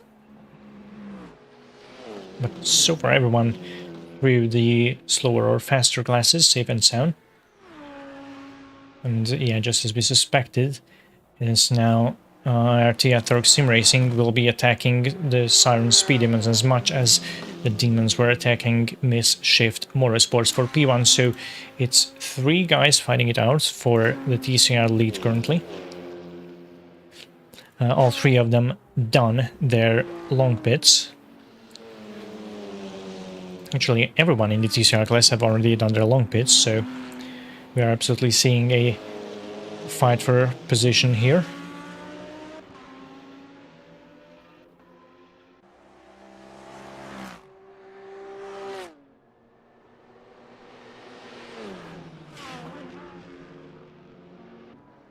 And it's a Speed Demons down the inside line. Ooh, almost a little bit of contact, while that Audi is also bothering kind of the TCR leaders, and that's a perfect occasion for IRT Atrox Sim Racing to also try and get a hold of Mischief Motorsports, who lose 2 positions in a matter of just a few corners. I do believe that Audi GT3 also had some doing in that, but not that fortunate turnout of events for Mischief Motorsports.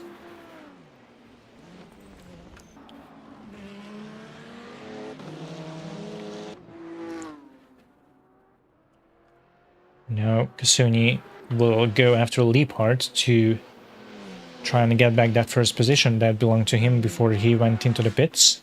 Leapart going wide and hitting the wall, and that will make a perfect occasion for Kasuni to capitalize on that and make a move. I wonder if the Black Cupra has suffered any damage.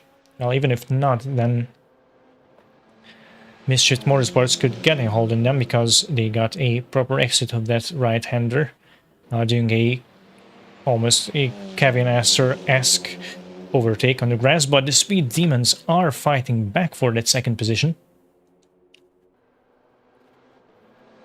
So this battle is still undecided, with Mischief in the inside line, and the Speed Demons are passing them on the outside of the full throttle section. A very nice move from Leapart against Bonfim, Brazilian driver in the Mischief Audi.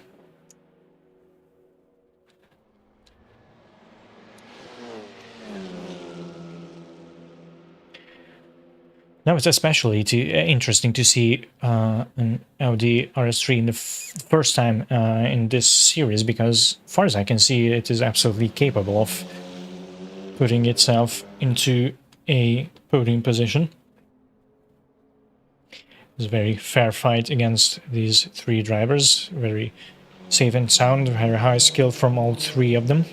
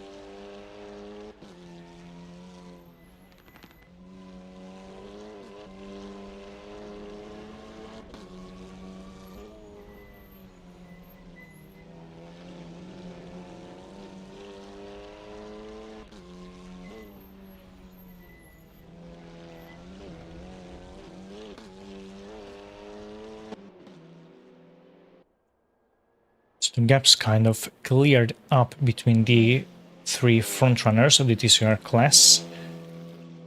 So at the end of the lap, Kasuni could take the first position ahead of Siren's Speed Demons, with Miss Shift being put into only the 3rd position. After all, the fight had boiled down.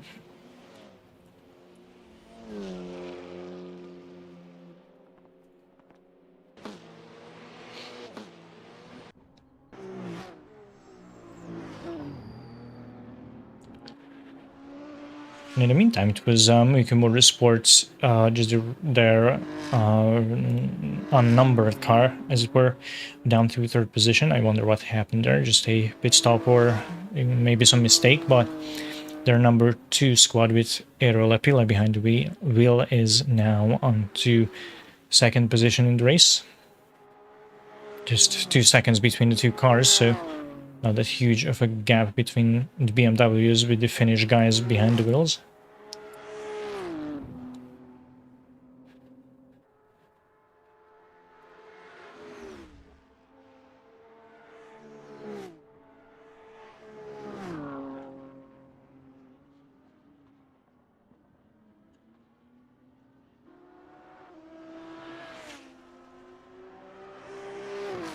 It's still very incredible to see Slow as Fun being on P6 once again. Maybe being on very different strategies now as his competitors are, but still, the Lexus was just spinning on the track and being almost absolutely murdered by the Corvette and Boomax Racing, and now it's back to 6th position. It's something very encouraging to see from Ralph Cernavskis.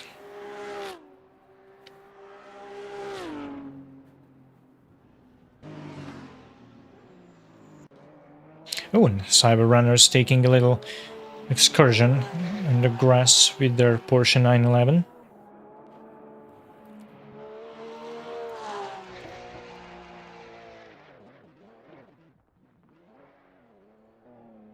Wonder what is going wrong there, because it's quite a bit of time the driver is spending outside of the white lines. It's still Marlon Gas behind the wheel of the Porsche.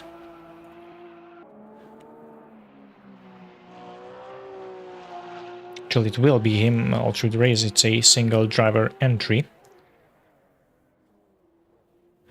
Ooh, and yet another spin. There's something seriously wrong here.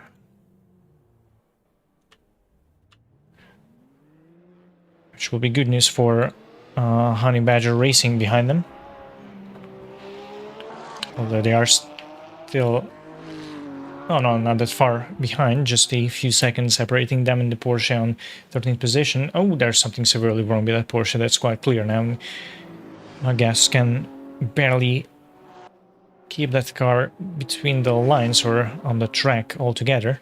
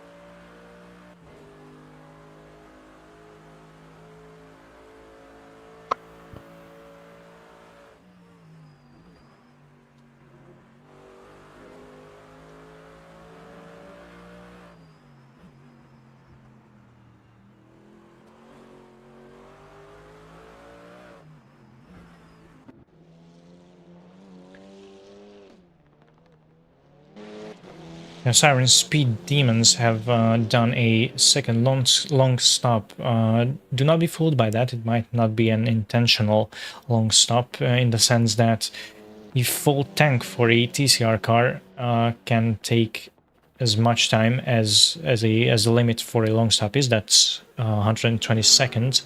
The virtual pit crew are working sort of slow on these TCRs.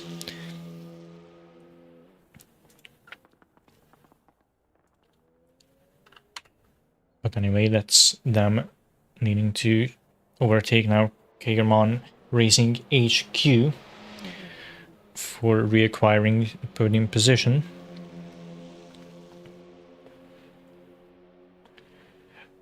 They didn't really have that much problem with it, so it seems.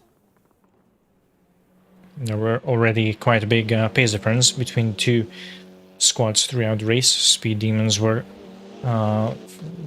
fighting an amazing fight for actually the second position of the TCR class just a few minutes ago. They are safely now onto the third place. Of course, due to the long stop or the pit stop, while they send those cars very aggressively on the chicane. So obviously quite a bit behind Mischief Motorsports.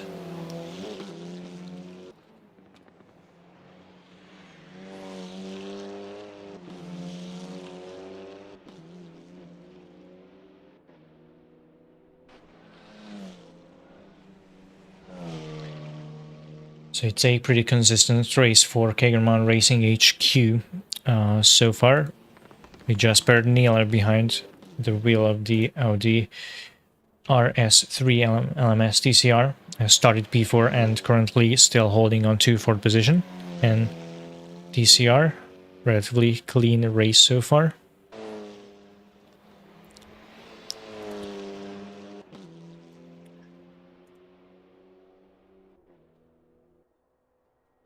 Yes, I'm checking just one race on World Team Series so far for the driver from the Netherlands. That doesn't necessarily mean he would be any new to sim racing, but he seems to be new for World Sim Series, so it's an honor that our series is the very second race he is driving on here. Ooh, and the Demons take it on the grass, so it might be an occasion for Kagerman Racing to take the position back. And ooh, that's What is happening? Yeah. yeah, that Based on Cupra the has images. suffered actually quite some damage. Fortunately, it's in a Assetto Corsa, it's kind of hard to tell the amount of damage just by that visual texture deformation, but well, just by the fact that Kagerman Racing has gone past Siren Speed Demons, we could tell that Cupra has suffered some significant damages.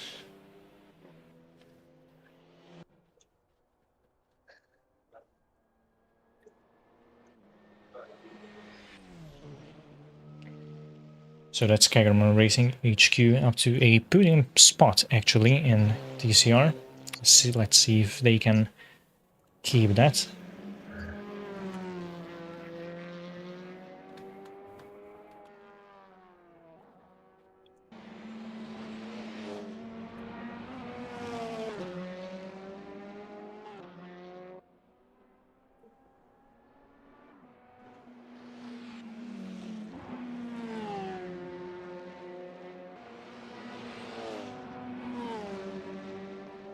And now a little bit of traffic.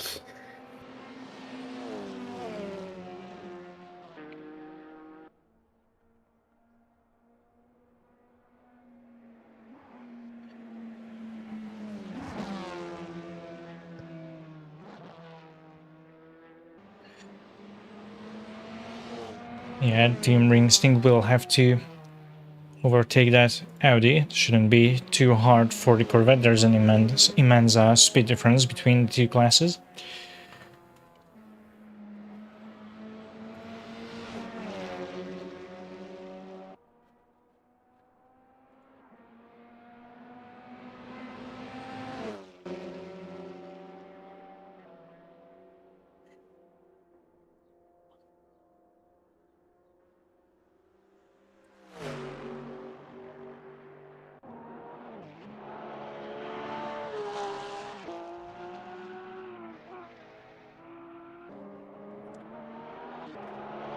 So although we are not going away any points or doing anything for fastest laps, it's still a cool metric to be talking about.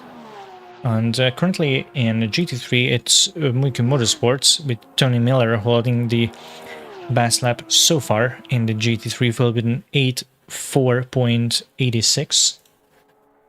Kind of far back compared to the qualifying time, so they got plenty of nice clean air during the qualifying.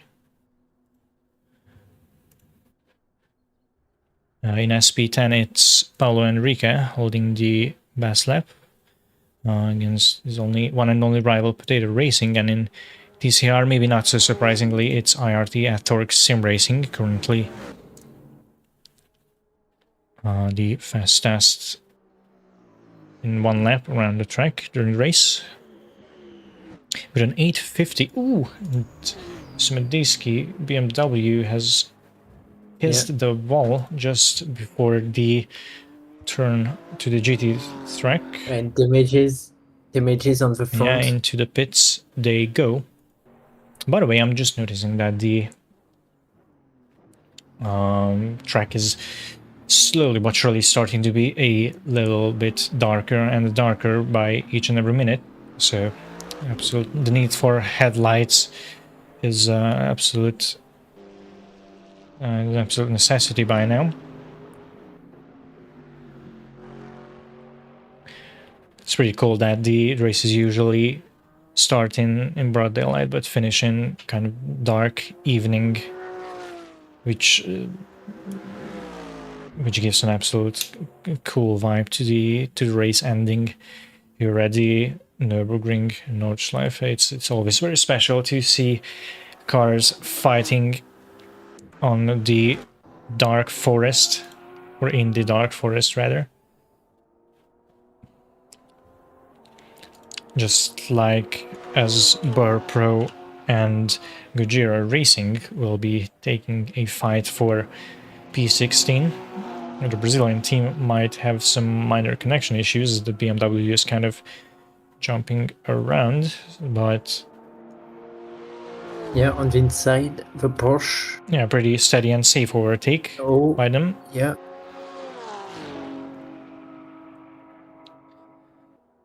There must be some little internet connection issues for Gojira Sim Racing.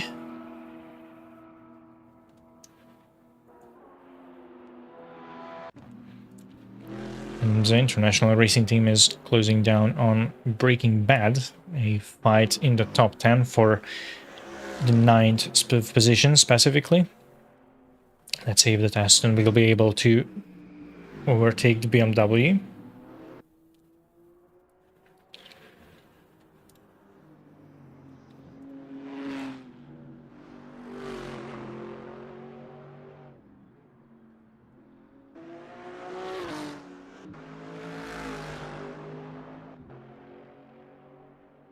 The Breaking Bad team had actually made 4 positions up from their start. They started in P13 and currently holding on to 9, so good race for Vaidus Gudas so far.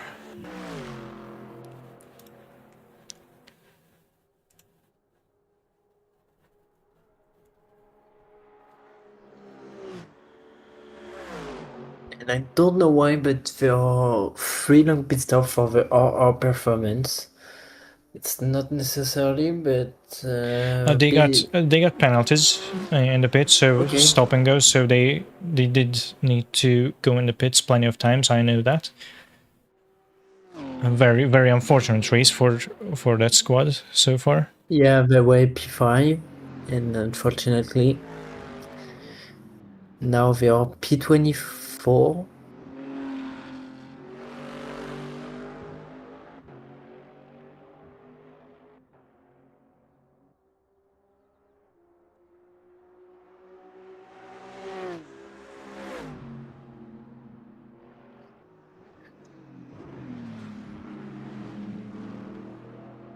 So far as it stands for Gudas in the Breaking Bad car, if he can finish the race as safe as sound as he was so far, he will acquire eligibility for the 24-hour race, so pretty cool thing for the Lithuanian driver.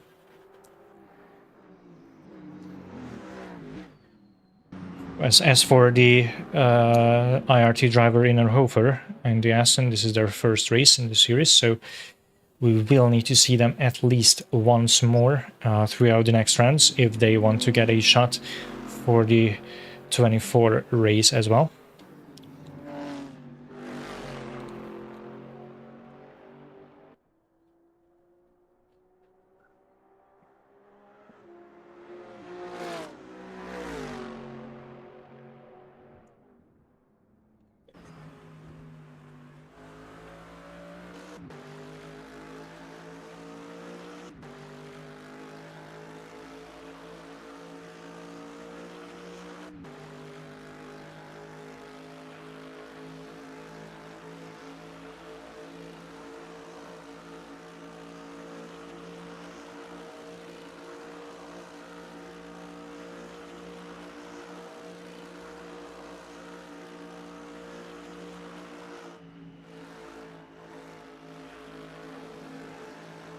Much better left-hander from the Aston.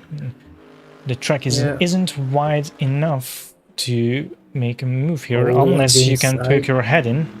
Such clean but aggressive overtake from International Racing Team. A very nice move against... Oh, not so fast, of course. It's not over. Or too wide on the carousel. So. Yeah, sorry, for 1 second, from that perspective, it seemed for me like the Aston Martin was clearly ahead of the BMW, but it's right, not so fast for IRT, so very nice defensive move from Gudas in the Breaking Bad car.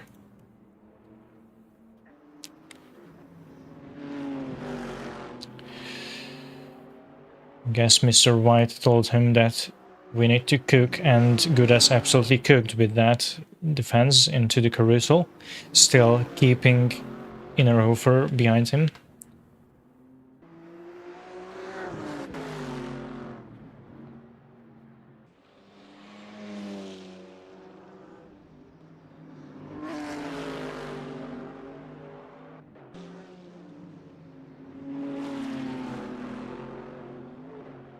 Oh, sliding on the outside. Oh, bad exit also for the BM. The two drivers are pushing it, and there is a TCR in front.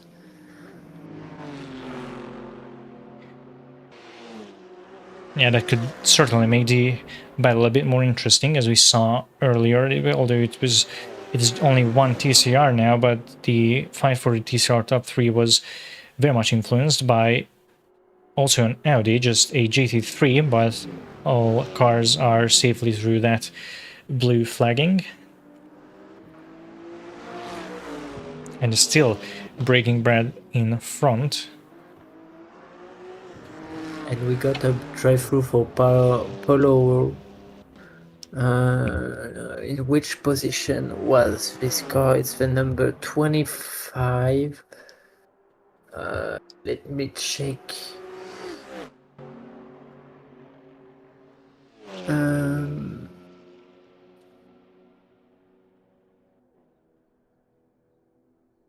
It's in P7. It's a BMW that got a drive-through.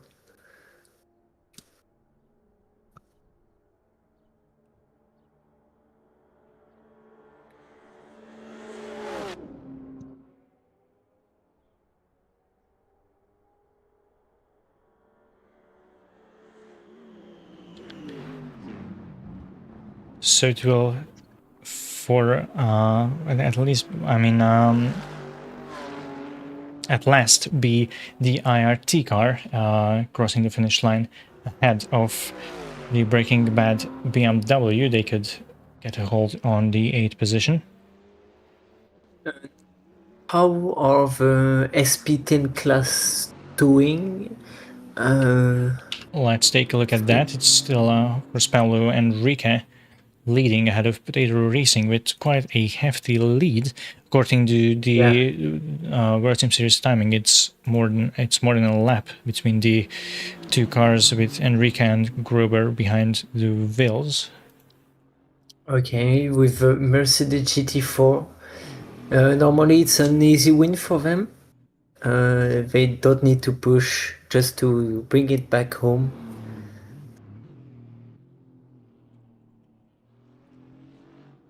And if we can trust the leaderboard, which these metrics are quite a lot of times pretty misleading. But Potato Racing was actually faster throughout the last few laps.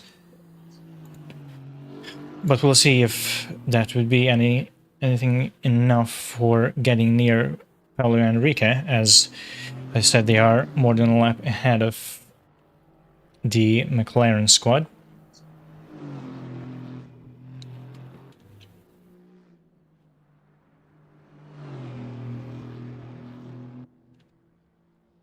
But yeah, we'll see. There's an hour down from the race, and anything can very easily happen to both GT4 competitors. So it's not at all over Another till long it's over. pit done.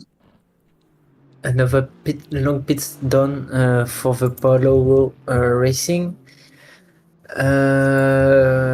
Yeah, they are back in. Just give me a second because it's a bit difficult to find them. In P7, they're still in P7 with the BMW number 25, but still a drive-through for them.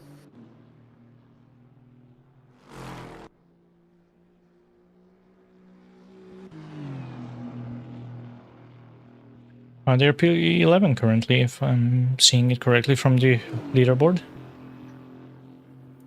If we Or were talking maybe about it's that Paloro Racing. VSS. Oh no, it was VSS is not update because it was the Paloro Racing.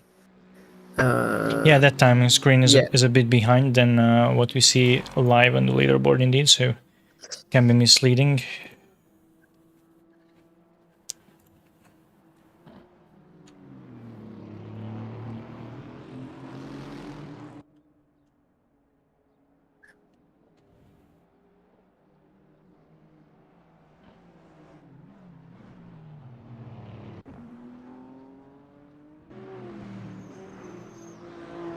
And once again, Black Lab Motors and Muki Motorsports number 2 from the lead are in the pit lane,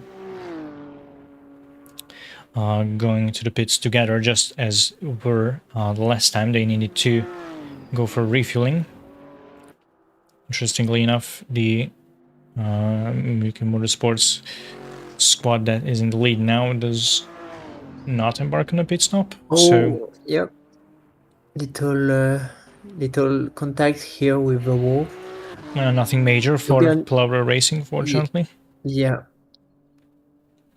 The strategy of the top 3 is good, to be honest. They will just have to lift a bit before the end, but it won't be a problem, I think.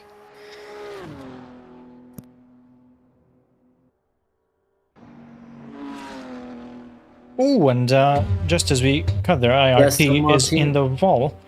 That's a very unfortunate position. They need to let quite some cars go before they can return to the track. So I was just noticing that Breaking Bad aren't that far behind them. But now the Aston will need to recover these positions. I don't know how heavy of contact they had with the wall, but at least fortunately for them, no one crashed into them, like how we could see with Boombox Racing and Slow as Fun. And in the meantime, Midlap Crisis from 4th position is also in the pits from the front back of the GT3 grid.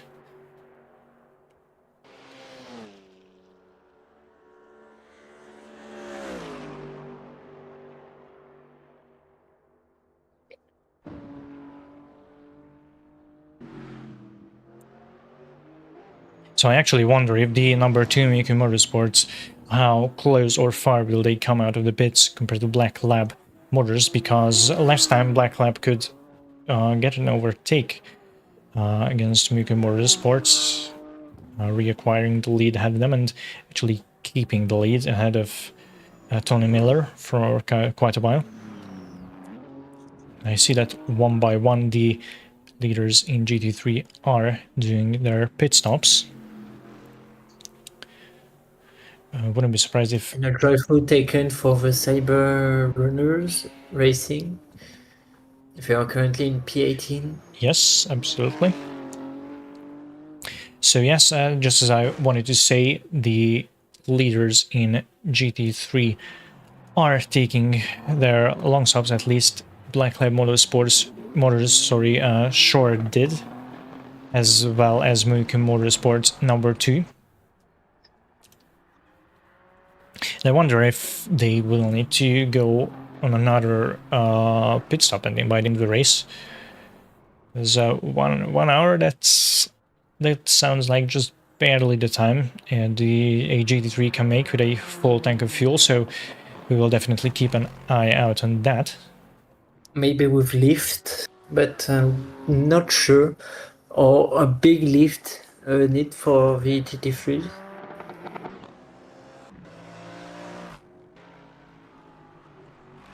The Lexus slow as fun after the big crash is back in 3rd position, but I don't think they stopped. No long stops done by this Lexus so far. They are on an entirely different strategy as the leaders are.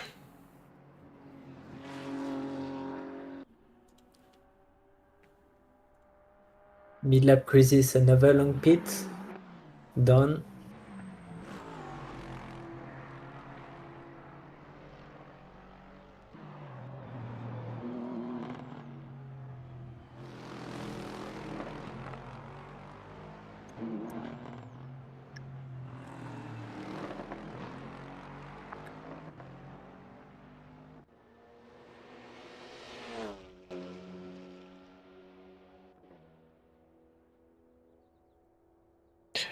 I wonder what happened to the Siren's Speed Demons team. We could see the Cooper taking quite a bit of damage, but I did not realize that the problem was this severe, as they happened to be out of the race.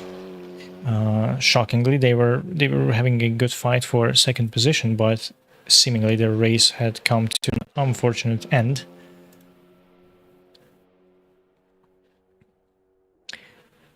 Same could be set for Avazora's racing team, also out of the competition in the TCR category.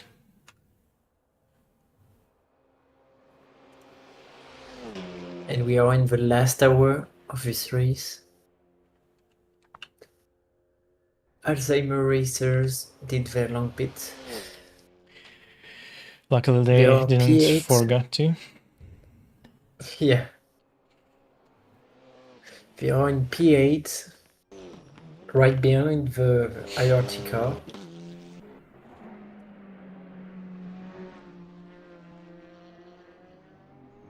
Yeah, so as we go into the last hour of this race, let's once again go through the top dogs in each class. So it's currently Muku Motorsports with Tony Miller behind the wheel, leading the race once again ahead of Black Lab Motors.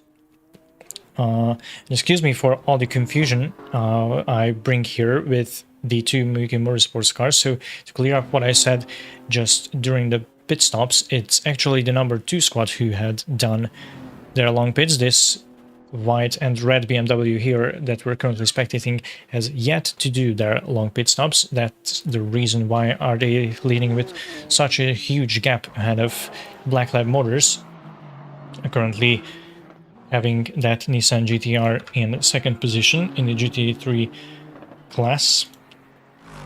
And maybe even if just virtually, but Slow as Fun is currently holding on to 3rd position ahead of Muku Motorsports number 2 in the GT3 class. And if I see it correctly, the number 2 Muiku car is actually slowly but surely approaching the Lexus, so we will certainly keep an eye out for that. In the meantime, the situation in GT4 is unchanged. It's Paolo and Rika leading ahead of Potato Racing. So the Swiss driver is keeping a steady gap behind, or more precisely following the Brazilian driver from a pretty large distance. But as I already discussed, we can't see anything happen to both drivers. So let's see what happens in the GT4 category until the end of the race. And as for the TCR class, IRT at Torque Sim Racing, with that very cool underglow below that, Cupra is leading the TCR class, with Miss Shift Motorsports holding onto the second position, and Kagerman Racing HQ being in the third position in TCR after Siren Speed Demons have gone out of the race. So this is how we round up for the last hour of the third round of the NLS 3-hour series. And just as I suspected, the Muiku Motorsports number 2 car is getting closer and closer to the Lexus of Slow as Fun, lapping a Porsche GT3 underway. Yeah, and so at the moment, after 2 hours, we have 8 retired cars. So we have, let me count, we have 5 GT3s or SP9 and 3 TCRs.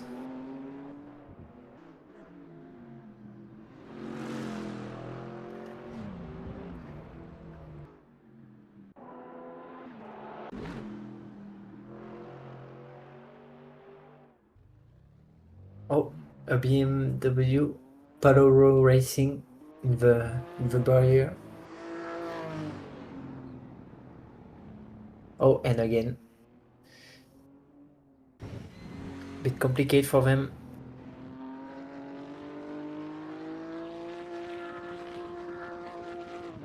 Oh, and no shifting at the moment.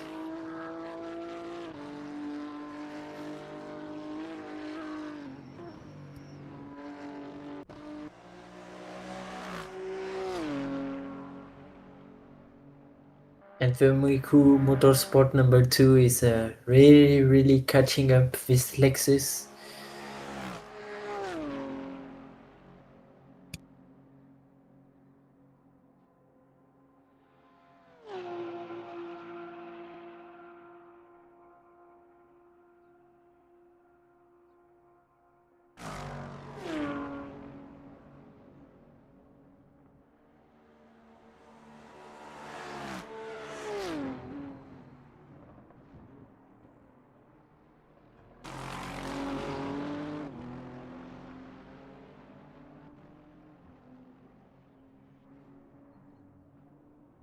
And a pit stop for the Lexus of the Slow as Fun, so P3 for the Muiku Motorsport number 2.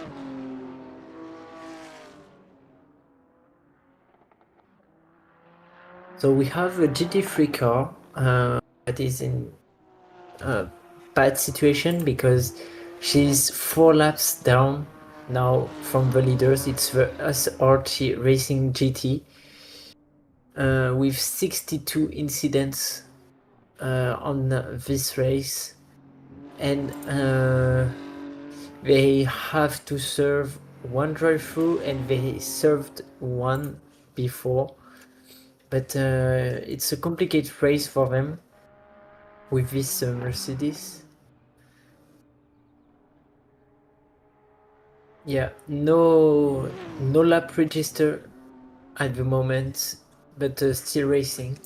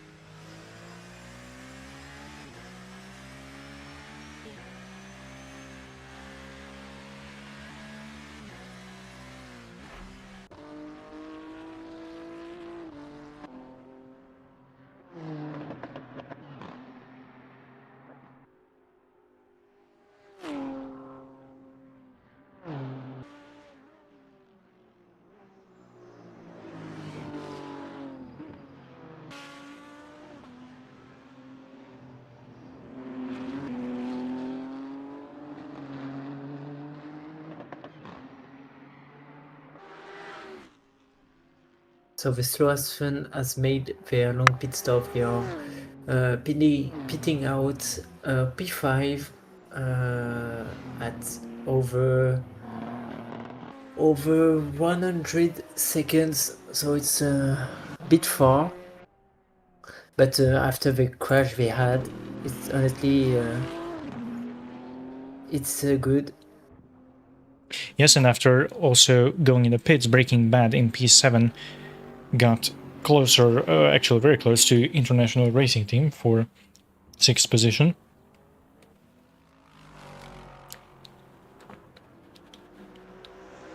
Only 50 minutes left, so a kind of last stretch for each and every of the drivers. I'm sure that all the pit stops you can see for the GT3s at least are the final stops for each of the teams.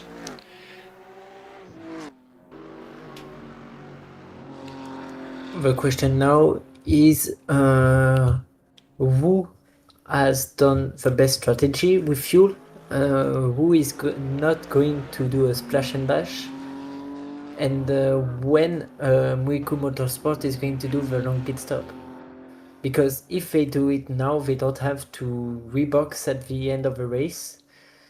While Black Lab Motors, if they don't leave, they will have to. So yeah, very interesting. Bit tricky Strategy fight going on for the first position. Yeah. It's lovely to see that. And also the last another car that didn't made long pits, it's the unstable team with our point Antonov, the Polish, who didn't made the long pits at the moment. They're in the pits currently, so might be taking your word for that.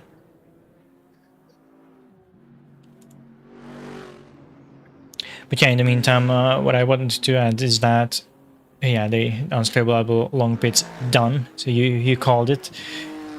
So it's very lovely to see that how Black Lab Motors and Muiku Motorsports number 2, who are in the pits currently right now, at least the latter of them, I mean, they are not taking this fight only on the track, but also in their heads and into the pits, going with all those different strategies there. And it might be decisive for the race win how far behind Black Lab Muiku Motorsports will come out. Yeah, it's different on the sim than in real life, but people don't estimate like pit stop very importantly because they think it's just a refuel and tires, but it's not like that. You need to be precise and very fast in pits because, for example, today it was the 8 hours of Suzuka in motorbikes race endurance, and the P1 won because they were there's a TCR in the barrier behind.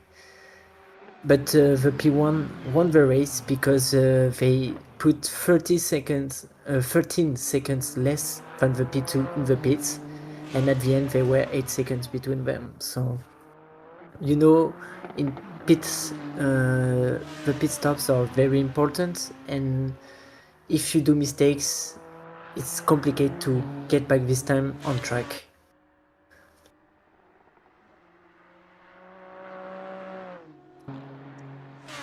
So it's definitely a long pit stop for the Muiku Motorsports, and the last pit stop for them, while the Black Lab Motors is coming for the final part of the track soon.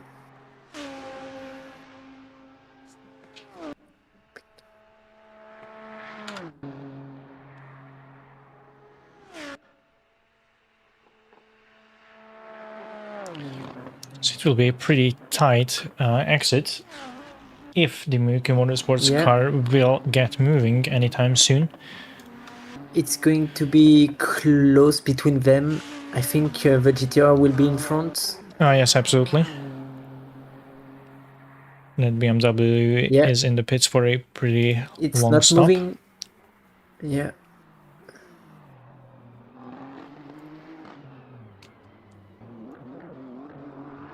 Yeah, very long pit stop. It's a bit strange because normally the BM wasn't that far off the GTR, 14 seconds. Well, now they are out of the pits for the last, well, possibly last time in this race, having about 22 seconds behind Black Lab Motors and actually losing 12 seconds to their very own teammate as well. So it will be a real curiosity how this top three will boil down by the end of the race.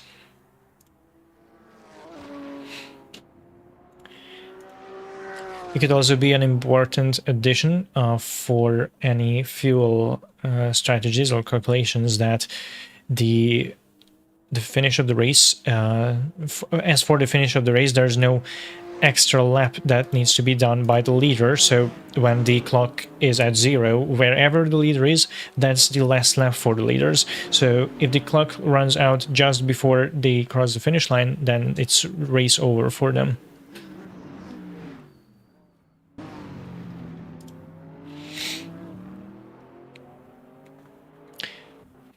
And a close battle for the P10 with Paloro Racing and Unstable Team. Very close. Do not crash drivers.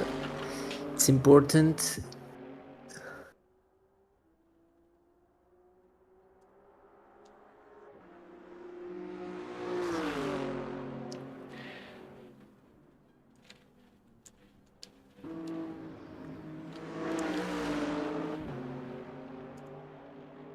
Better exit for the Mercedes. Yeah, this Mercedes is spitting flames like a dragon. Yeah. So sort of has the sound of one. It's a real monster V8 in that AMG. But I think that the BM has a top speed that is higher than the Mercedes from what we see. Because the Mercedes could not attack this BM in the straight line while she has a little help.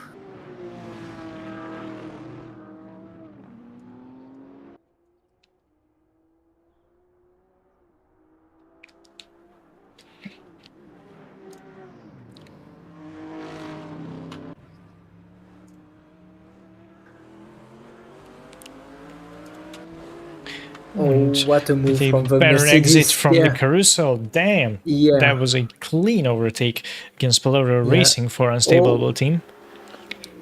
yeah. Really clean. Unfortunately for the TCRs we had, there are only 3 TCRs on the track now, while they 4 TCRs, sorry, on the track, while there were 7 at the start. We've got 3 retirements for the Techly Sim Racing, Siren Speed Demons, Evasaurus Racing Team. Unfortunately,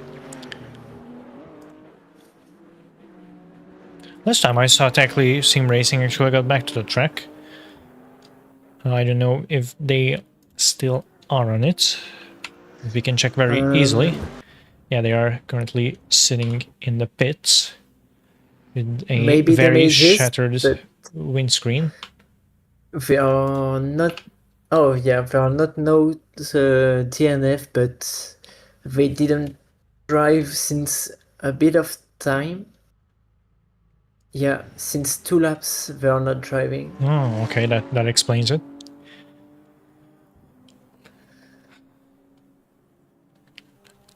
So now it's a sprint race for the drivers. It was a small sprint for at the beginning of it, and now it's a new race. A little sprint of less than an hour.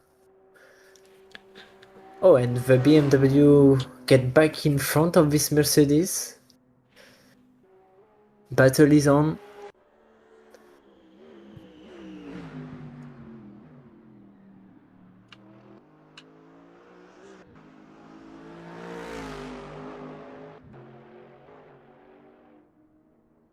And a pit stop for the Almost Motorsport P9. Their last pit stop.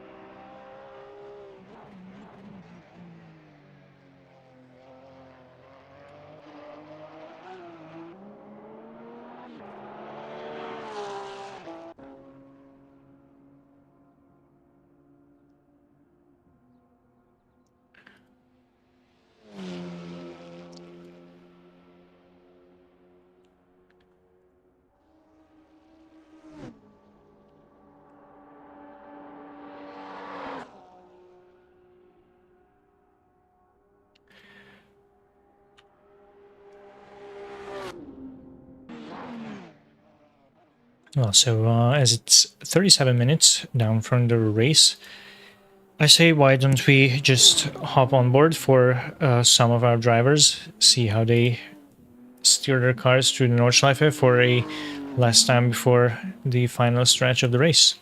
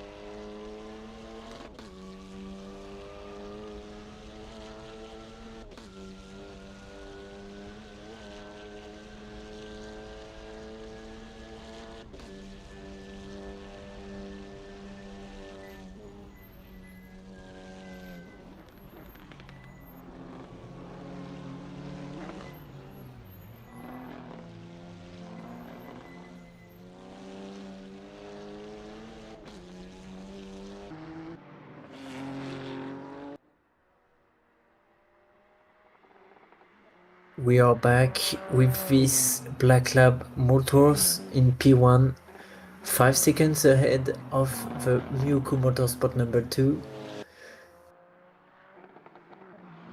During the onboard, we saw this McLaren SP10 GT4, and from what we can see, we are sure that you can see the track during night, and I've never seen so much powerful lights like this McLaren, to be honest.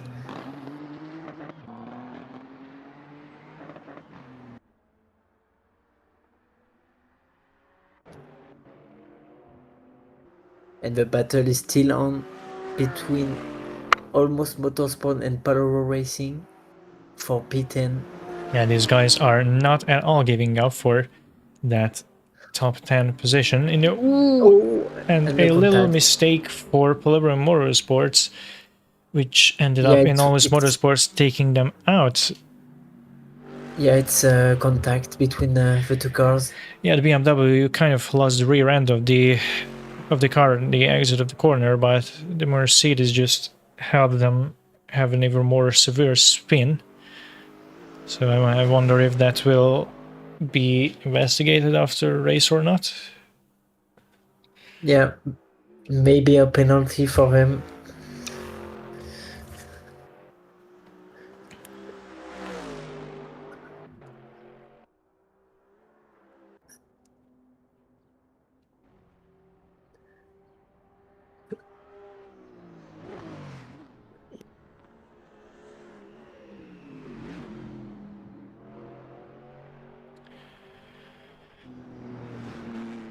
So far, the standings in the top three are pretty much unchanged, both regarding the gaps and the positions. It's still Black Lab Motors leading the GT3 pack into the last half an hour.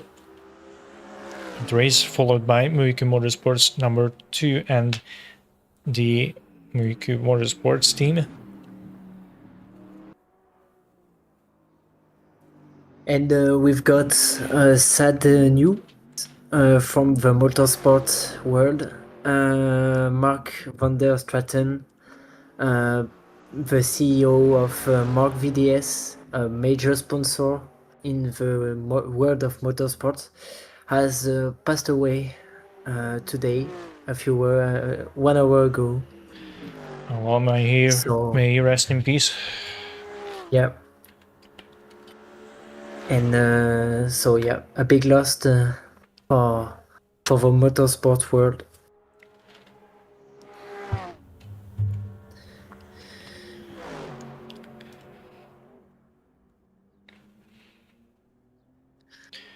So we might get to see a rematch between Breaking Bad and IRT now for the 6th position.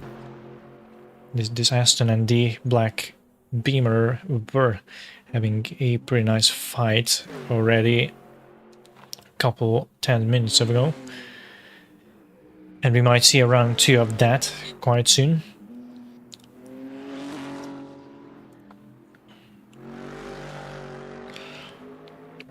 As Mal said, exactly, it's pretty much a sprint race for every driver after their last pit stops, so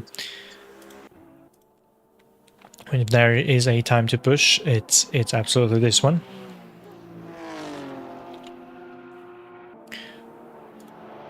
The purple Porsche might have some troubles because this was way too easy of an overtake by the Sumediski team.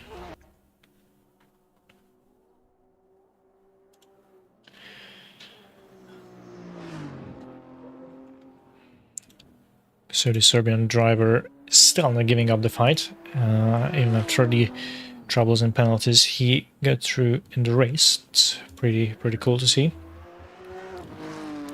Although P12 old-timer racers might be out of his reach.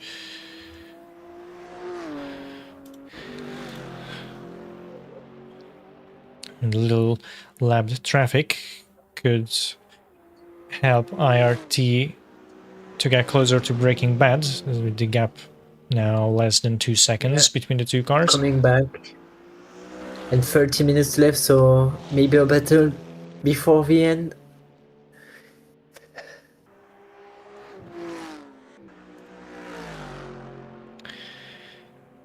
The track between the trees is now covered in complete darkness of the evening.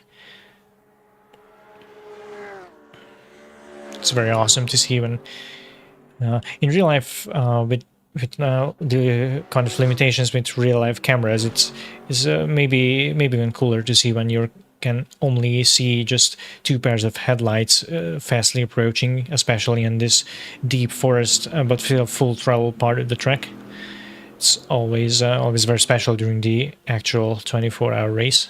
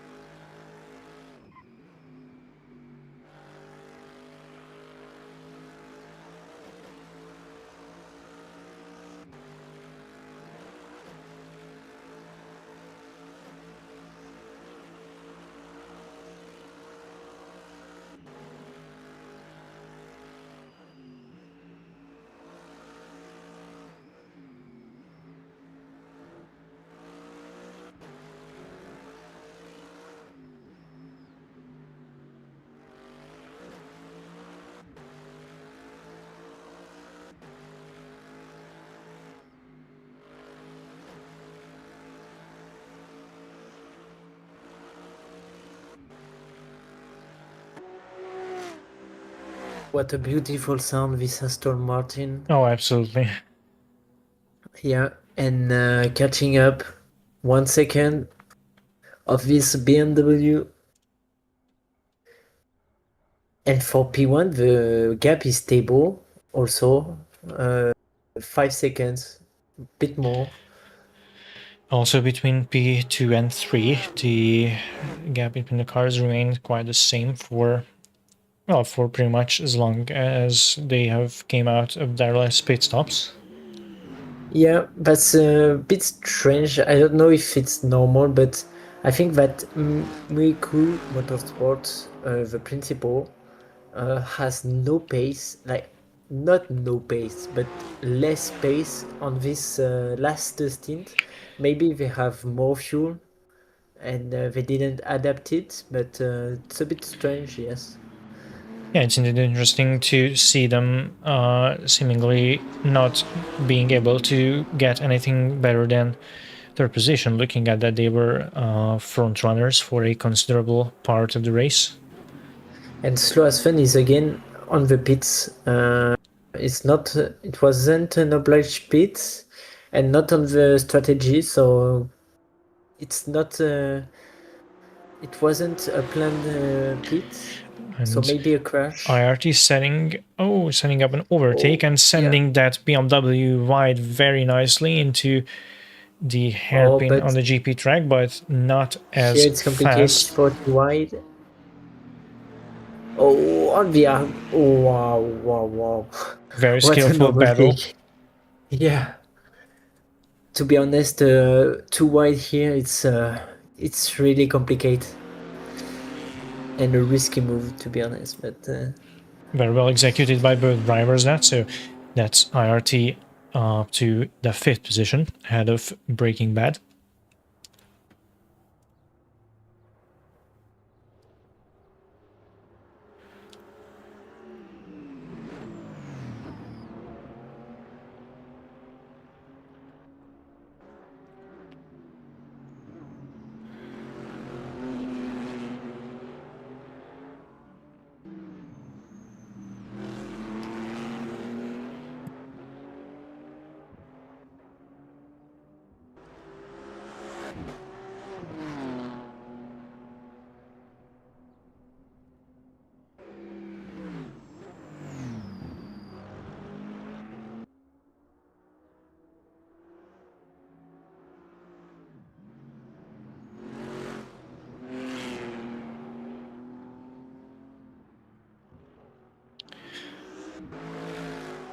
Also, as I'm running my eyes through the live timing, the drive BMS is putting down today is pretty respectable, starting from 25th position all up to P8 in the GT3 class. Very awesome drive from Serenio Ramos. Yeah, really good driving, consistency and avoiding the crash and penalties, so good job.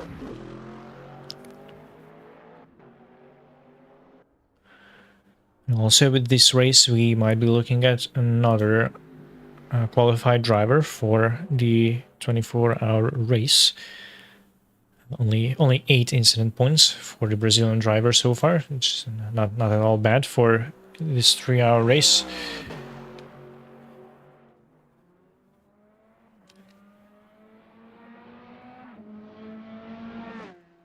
On the same note, Almost Motorsports, and I think I have already covered this earlier, but starting from 31st position already up to P10, and we did see some fierce fights from this AMG, and Dmitry Vanikov driving it, so also very nice job from the Ukrainian driver.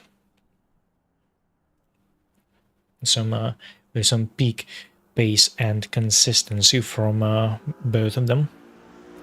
It's crazy how the TCR grip has expanded. Like they are on all the part of the track, so that's a bit impressive. Yes, and that's a phenomenon I already noticed in not just this race, but far as I can remember, in both previous races, that the for the most considerable amount of the race, the TCRs will, yes, just as you said, almost evenly split up the track between each other.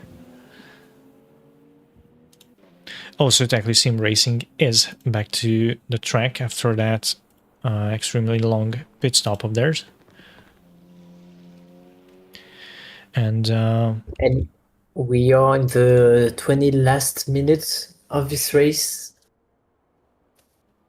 So the final sprint.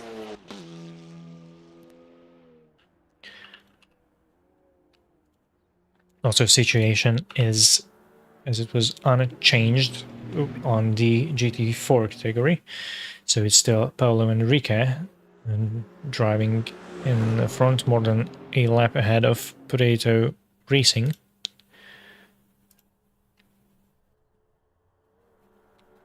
So really all the Potato squad can hope for is some mistake or misfortune from Enrique.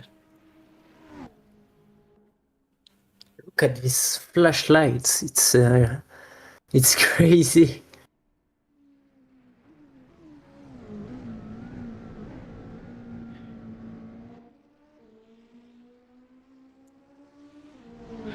Oh, you mean the color or the brightness? Like the size of it. Oh, the size. Yeah, it's crazy. You're sure to see where you go during the night, but Oh yeah, and it's pretty wide actually. So yeah, it does light up basically the entire field of view for the driver yeah. here. And drive-through for speeding in the pit lane for Fishy Racing. They are currently 14th. They are going to the pits 14th from position. P14. So yeah, but coming back to this McLaren, I don't know about you, but for some reason, yellow headlights always bug me out when I'm driving them. I can only concentrate well if I'm driving a car with like normal white colored headlights.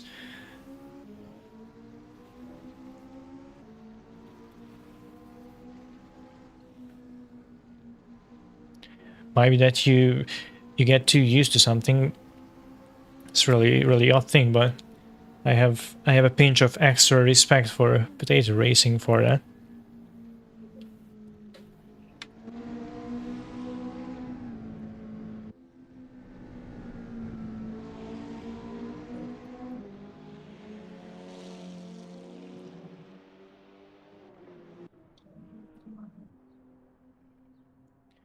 and almost motorsports a drive-through for the contact of a bit earlier It was with the Palabra Racing, BMW. I think. Oh They yeah, knocked out while trying to overtake the BMW. So we actually did not need to wait for the decision for after the race. and so yeah, they will normally lose position with Alzheimer racers.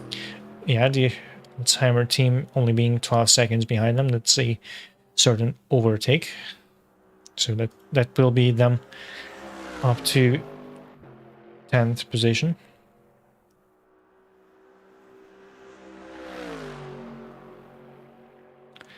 And I'm trying to make out, based on the position of the first driver, it might be, what, 2.5 laps maybe that's down from this race?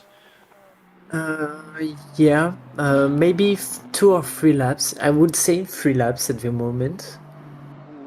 But a thing that is important, the gap between P1 and P2 is increasing, but the gap between P2 and P3 is decreasing. Yeah, there are only 9 seconds behind the Miyuko Motorsports principal that compared to the number 2. Yeah, 3 seconds per lap.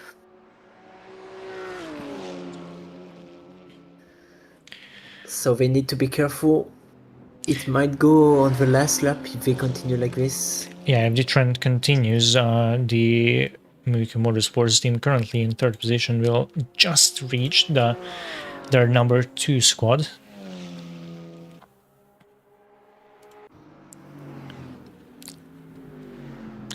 The Alzheimer racers ate their way through Almost Motorsports without the need to wait for a drive-through. There is no light for this Mercedes with Almost Motorsport, and she's slow, this Mercedes. Oh, maybe not slow. It's a bit interesting. What's happened to this Mercedes? Because the Alzheimer racers went in front, so they lost 12 seconds, so maybe a crash. Yeah, there's definitely a problem. I think if we go on board, we can see that the steering wheel is not, yeah, Oh yes, following they with are the fighting suspension. a lot, trying to keep that car in a straight line. Yeah, difficulties for this Yeah, had to Mercedes. be, yeah, that and with the absence of front lights, that had to be some heavy hit to the front part of the car, Yeah, where the engine is also. So I wonder if they, apart from the suspension and bodywork, they also got some engine damage. it's possible.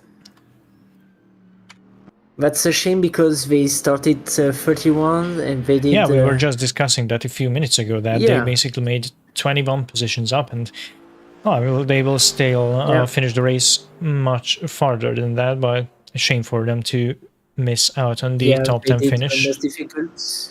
They did the most difficult part of the race, but it's endurance. You can't all the time win. It's a difficulty of this type of race.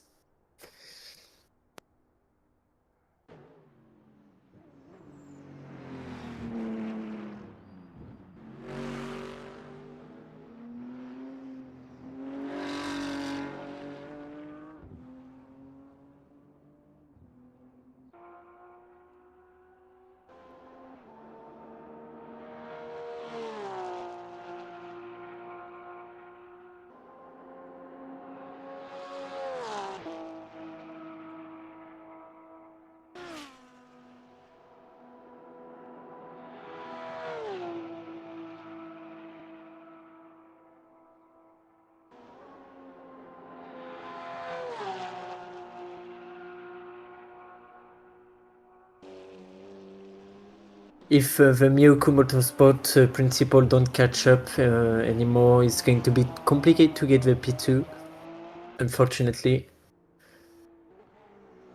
Oh, there is a crash in front with a beam with no lights. Maybe damages. Don't think. Which car is it in the pits? Okay, no, it wasn't. Is the Polo Racing? Yeah. It wasn't the Miyoko Motorsport second. I thought it was this car. I was like, That could have whoa. been a dramatic ending to this race. Yeah, it would be unfortunate for them.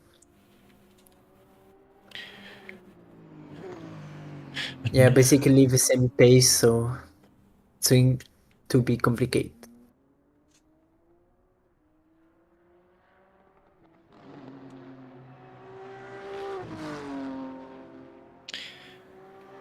Yeah, the two Miyuki Motorsports squads were pretty much same pace throughout the entire race, really. So it might have been the change in, the difference in strategies that could have been decisive here, or maybe just pure luck with traffic. Even that's also a factor that you cannot really discard during a 3-hour race.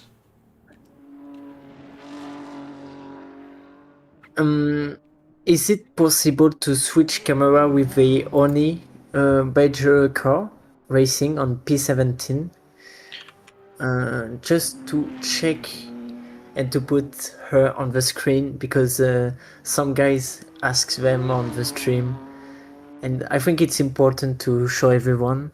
I completely agree. Here we So go. free position gain since the start of this race. P17. Now they are a bit far from P16. Oh no, actually, I need to correct you. And in a green way, they actually lost a position. As far as my timing goes, they started P16. Okay, that's so William Jacobs and Jim Phibb behind the wheel for the BMW. But still, very British duo.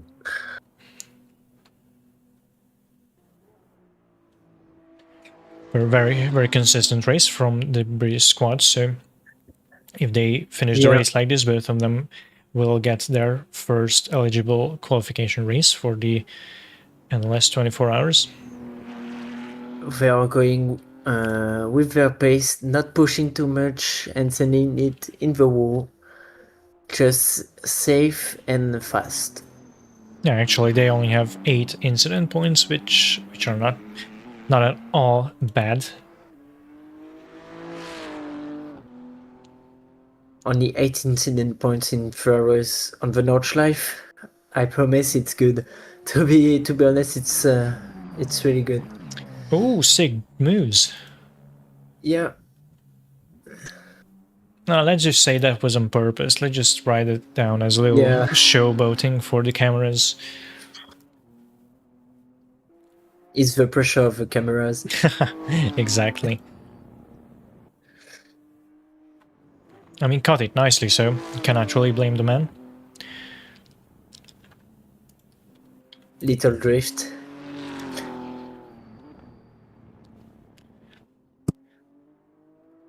Maybe a bit too much Forza Horizon 6 for the driver.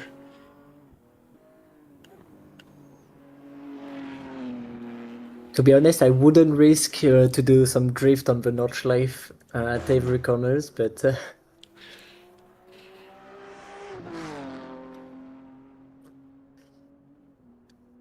pitware for the Sumadishski Trakovi or the BM. And they actually, I'm sorry if I mispronounce it.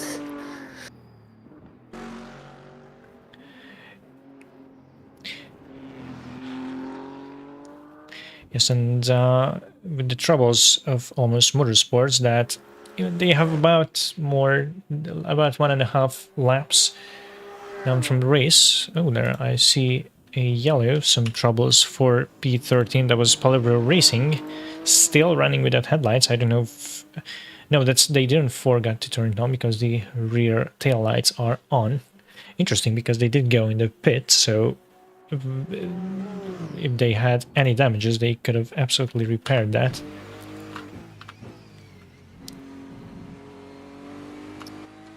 Yeah, no light at the moment. It's the Palibro Racing. They went to the pits just a few minutes ago. Maybe less concentration and more mistakes.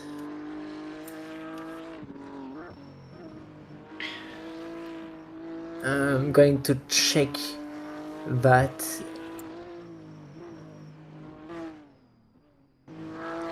Yeah, 6 laps with this driver.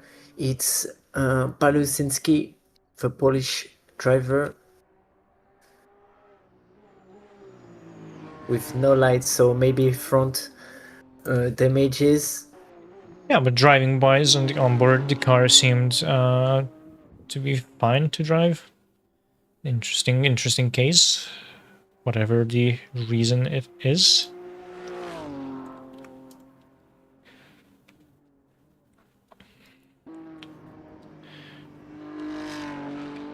And certainly the next lap will be the last one for the GT3 leader, Black Lab Motors currently.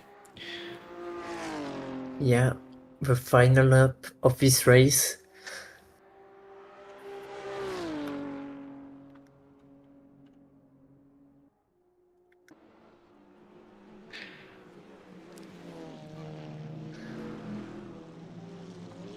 The carousel.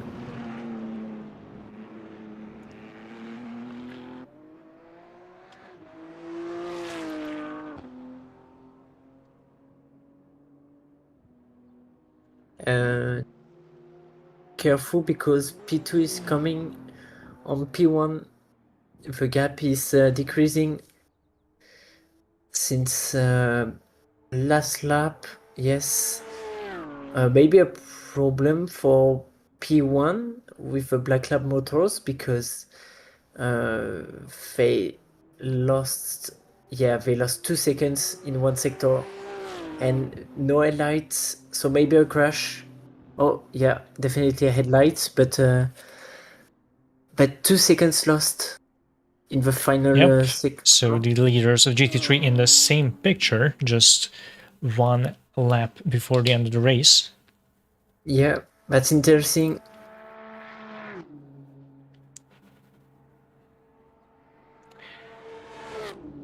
And well, according to the map, they will have quite the traffic ahead of them in the last lap. And before the end of this race, because I think we didn't see this car, can we see the ACPT car? Oh yes, I was actually switching to that just before we noticed the gap closing with leaders.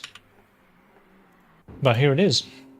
This BMW started 30 in P30. I'm just going 23. to check the information. Yeah, okay, so it's definitely a little lag of the game. Yeah, but Yeah, yeah, P23, and now we are on P16, so that's a great race. Let me just check from the duo Galloy and Vasconcelos. So Belgium it's and Portugal on this duo. one of the two double driver teams. There are actually more solo entries in the series, but it's very lovely to see some teams that take more drivers to a single race. I mean, that's a more efficient way of getting your qualifications faster. And also it's important because you can do a 24-hour solo. So it's better to have training with 1 or 2 drivers.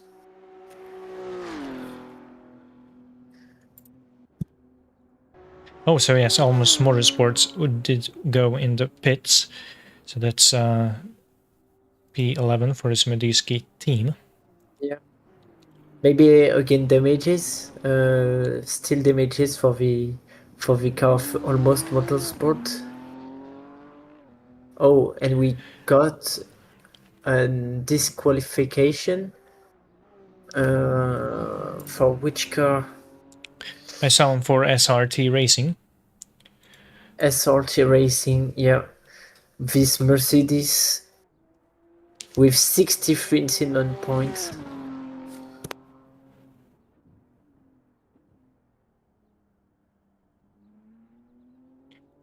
Ooh, and DT for Paolo Enrique. That's amazing news for Potato Racing, although not that So much that because we they're had, still one lap behind. But yeah, had this happened earlier, it would be exciting news for the two GT4 entries, but not quite yeah, this late in the race. we saw that we had some potato team racing team fans in the chat. So I think they will be happy to see that. Well, but But yeah, I to be mean, honest, the uh, race of Paulo Enrique is just perfect. I didn't see any mistakes from them. well, they No needed to do penalty. something to get that drive-through. Yeah, They yeah, they but did I get think 21 incident points. okay. So it's just that we didn't see. Yeah, exactly. We didn't really bat that much eyes on the GT4 drivers because there wasn't that much thing to spectate, unfortunately. Yeah, but I think with the field of GT3s and TCR that we had, the number of battles were More than really, really good. satisfactory, yeah. Yeah, we saw some great overtakes. So to be honest, it's good.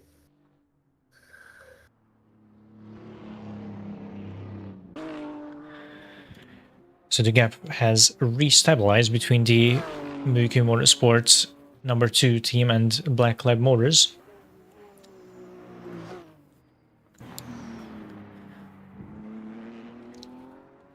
Also, the Muki Motorsports team in third position has cut down some of the gap to the car in P2, but not at all close enough to make any moves as we run down the timer and go into Yeah. overtime for the last lap of this round of the Oh, NLS 3-hour and the series. 14th lost. 14th lost from the GTR.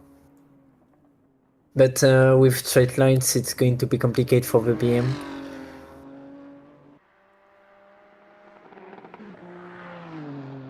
I think that if the race was longer from 2 or 3 laps, the BM would have recovered the gap and it would have been complicated.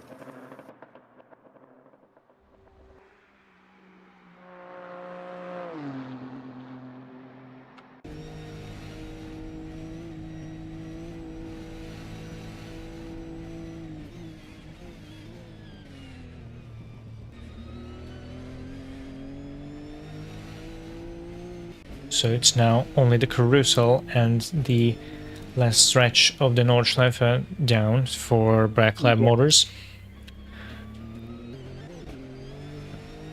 The pace of the top 3 was, to be honest, really incredible compared to the others. They were on another planet, untouchable. The two Miyoku Motorsports cars and the Black Lab Motors.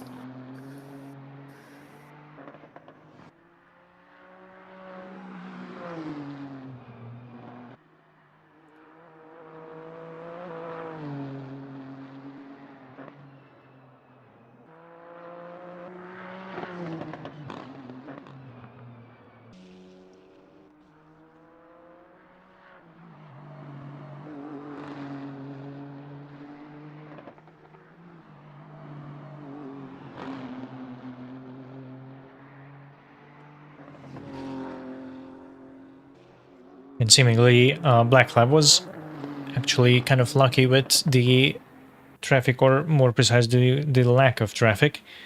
On their last lap they were not really bothered by any slower cars. Just having really to complete one more clean lap around the Nordschleife.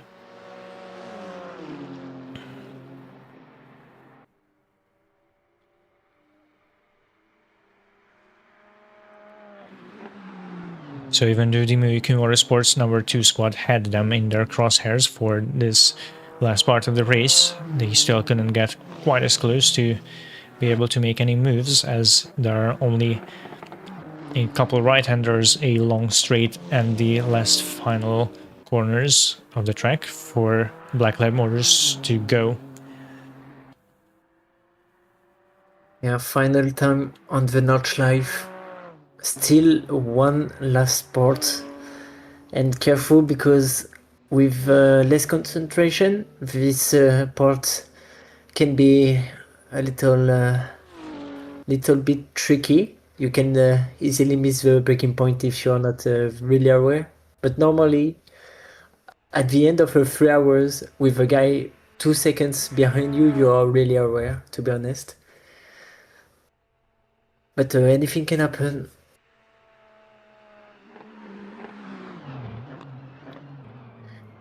And the final turn. Yeah, seemingly that anything that happened was that Black Lab Motors is taking the win, starting from second position in the NLS 3-hour series round 3 with Muiku Motorsports only a bit less than 3 seconds behind them. Actually, the Muiku Motorsports number 2 car, as the number 3 car, is just crossing the finish line. Relatively close. The first 3 challengers of the GT3 pack were.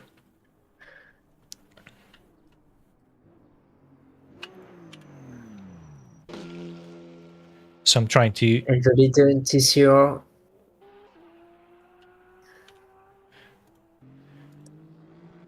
Oh, and this Mercedes with some warnings. I didn't even know that this was possible on this car, to have these headlights. Yeah, it can be pretty random whether some mods have these additional turn indicators enabled or not. But yeah, I also saw a TCR using their turn indicators to let the GT3 TCR pass. I knew, but not the GT4. Oh, okay. Well, you learn everything every day, I guess. Yeah. I mean, learn something new every day. It's been 3 hours for mostly us too. obviously.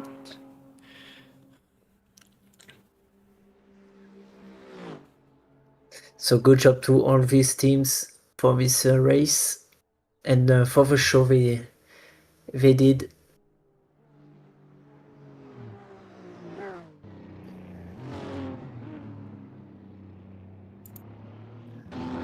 Last turn for the GT4, thought she was going in the wall. And a Michael Schumacher style finish to the race for Paulo Enrique.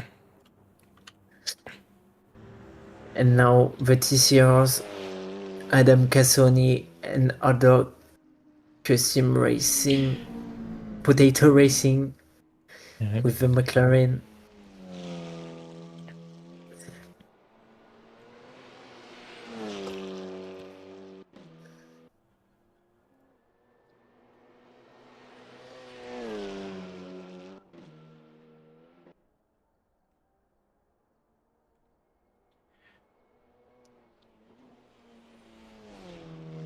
So as these lights flashes, everyone say hi to the TCR leader, and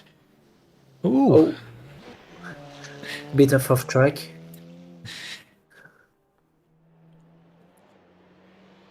Actually, I don't know if... Yeah, Mischief Motorsports isn't a lap down, so Cassoni does have to bring that car in ahead of the cars behind him.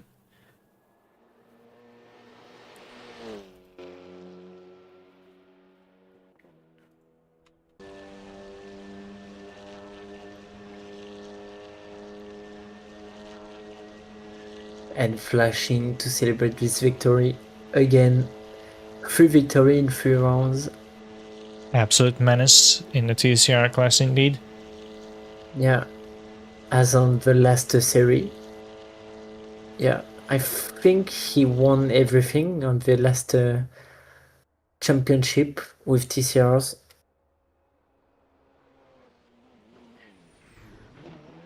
Yeah, I heard this guy is pretty adept with slow race cars, as he takes that Victory. Cupra to win the third round of the NLS 3-hour series.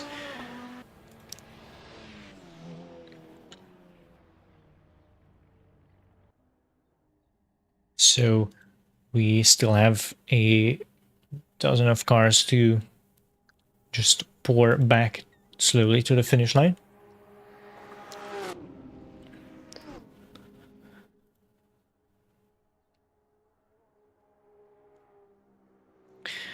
Among them, P2 in GT4 Potato Racing.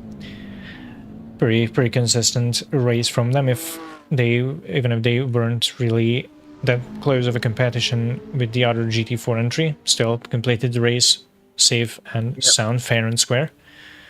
That's a shame that they took 30 seconds at the beginning for jump starts. Oh yeah, exactly. That could have left its mark on their entire race.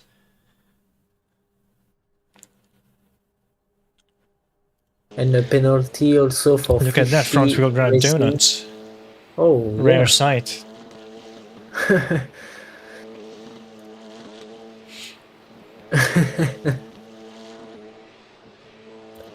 So there are some penalties of time at the end of this race. For fishy racing, 60 seconds.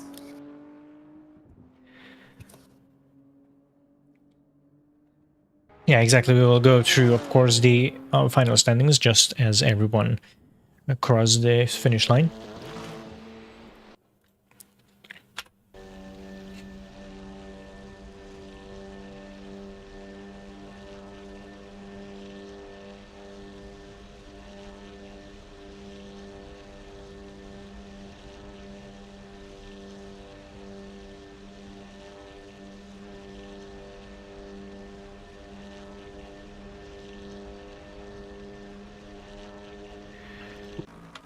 Slowest fun also serving some delicious donuts for the spectators. Oh, we only caught the end of it, unfortunately.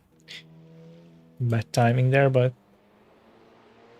I think the Sarnavskis certainly did have a reason to celebrate. We'll see the results shortly.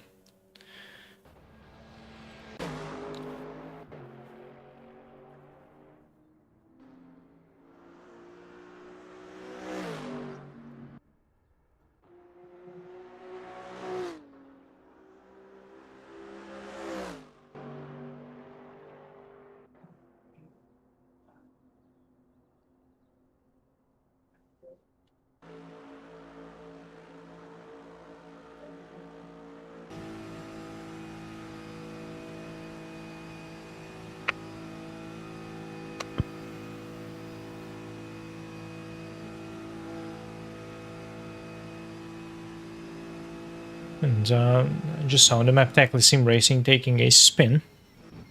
Just the last lap. Hopefully they can bring that car back to the finish line.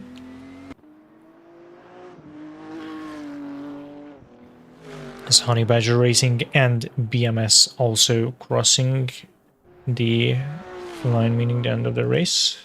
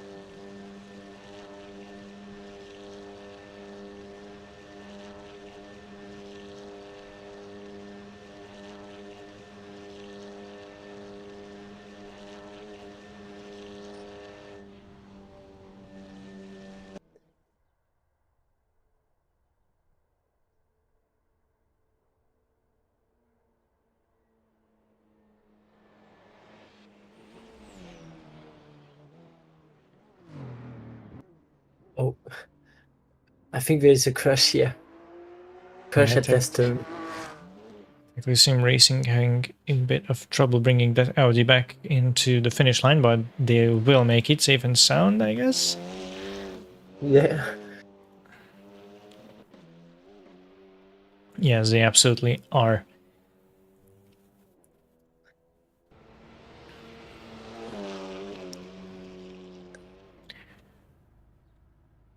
Sick trick, I say that was.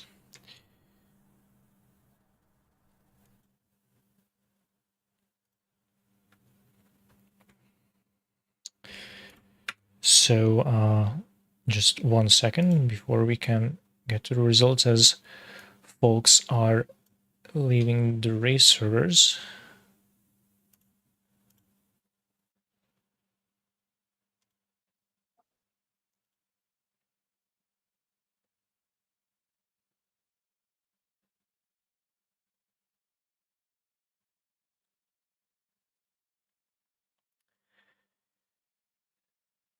So after 3 hours of racing, we can finally take a look at the final results of the third round of the NLS 3-hour series. So in the GT3 category, it was Black Lab Motors in the hands of Dmitry Osovsky, who took the win from Milky Motorsports, not the number 2 team, but the unnumbered or principal or whatever you'd like to call it team, finished at P3 with Tony Miller behind the wheel, with Milky Motorsports number 2 taking the second position, absolutely leaving all the other competitors in the dust. Midlife Crisis scored P4, 2 minutes behind the top 3, with International Racing Team being the 5th in the GT3 standings, and behind them Breaking Bad and Slow as Fun Cernevskis actually brought that badly damaged and repaired Lexus to 7th position, and actually still did improve 1 position over his qualifying one. Very good race from the Latvian driver, as it was from Serena Ramos with the BMS Mercedes AMG, who brought the car from P25 all up to the top 10 to 8th position. Same as Antonov from Unstable team did with their AMG. It has been a good day for the Mercedes, at least for these two. And behind them are Alzheimer Racers, closing down the top 10 of the GT3 standings, followed by Sumadiski Tkachovi, I really hope, at least. The Serbian drivers bringing that BMW in P11. And behind them, Always Motorsport, Palero Racing, recovering those little damages, Burpro, Fisher Racing, ACPT Racing, Honey Badger Racing, and Gojira Racing Sim Motorsport, closing down the drivers who could finish the NLS 3-hour race, at least the third round of that. Moving on to SP10, it was Paulo Enrique who did get that time penalty for, I think it was actually supposed to be a drive-through, which they might or might not have cashed in or banked in, but still managed to get that AMG GT4 ahead of the McLaren of Potato Racing in the GT4 class. And in TCR, it was yet again IRT Athork Sim Racing closing the TCR race in first position, followed by Mischief Motorsports and Kagerman Racing HQ, with Wild Ones being in fourth position and Tackley Sim Racing being the last TCR to finish the race, with Siren Speed Demons and Vazor's Racing Team both having an unfortunate DNF after the third round of the NLS 3-hour series.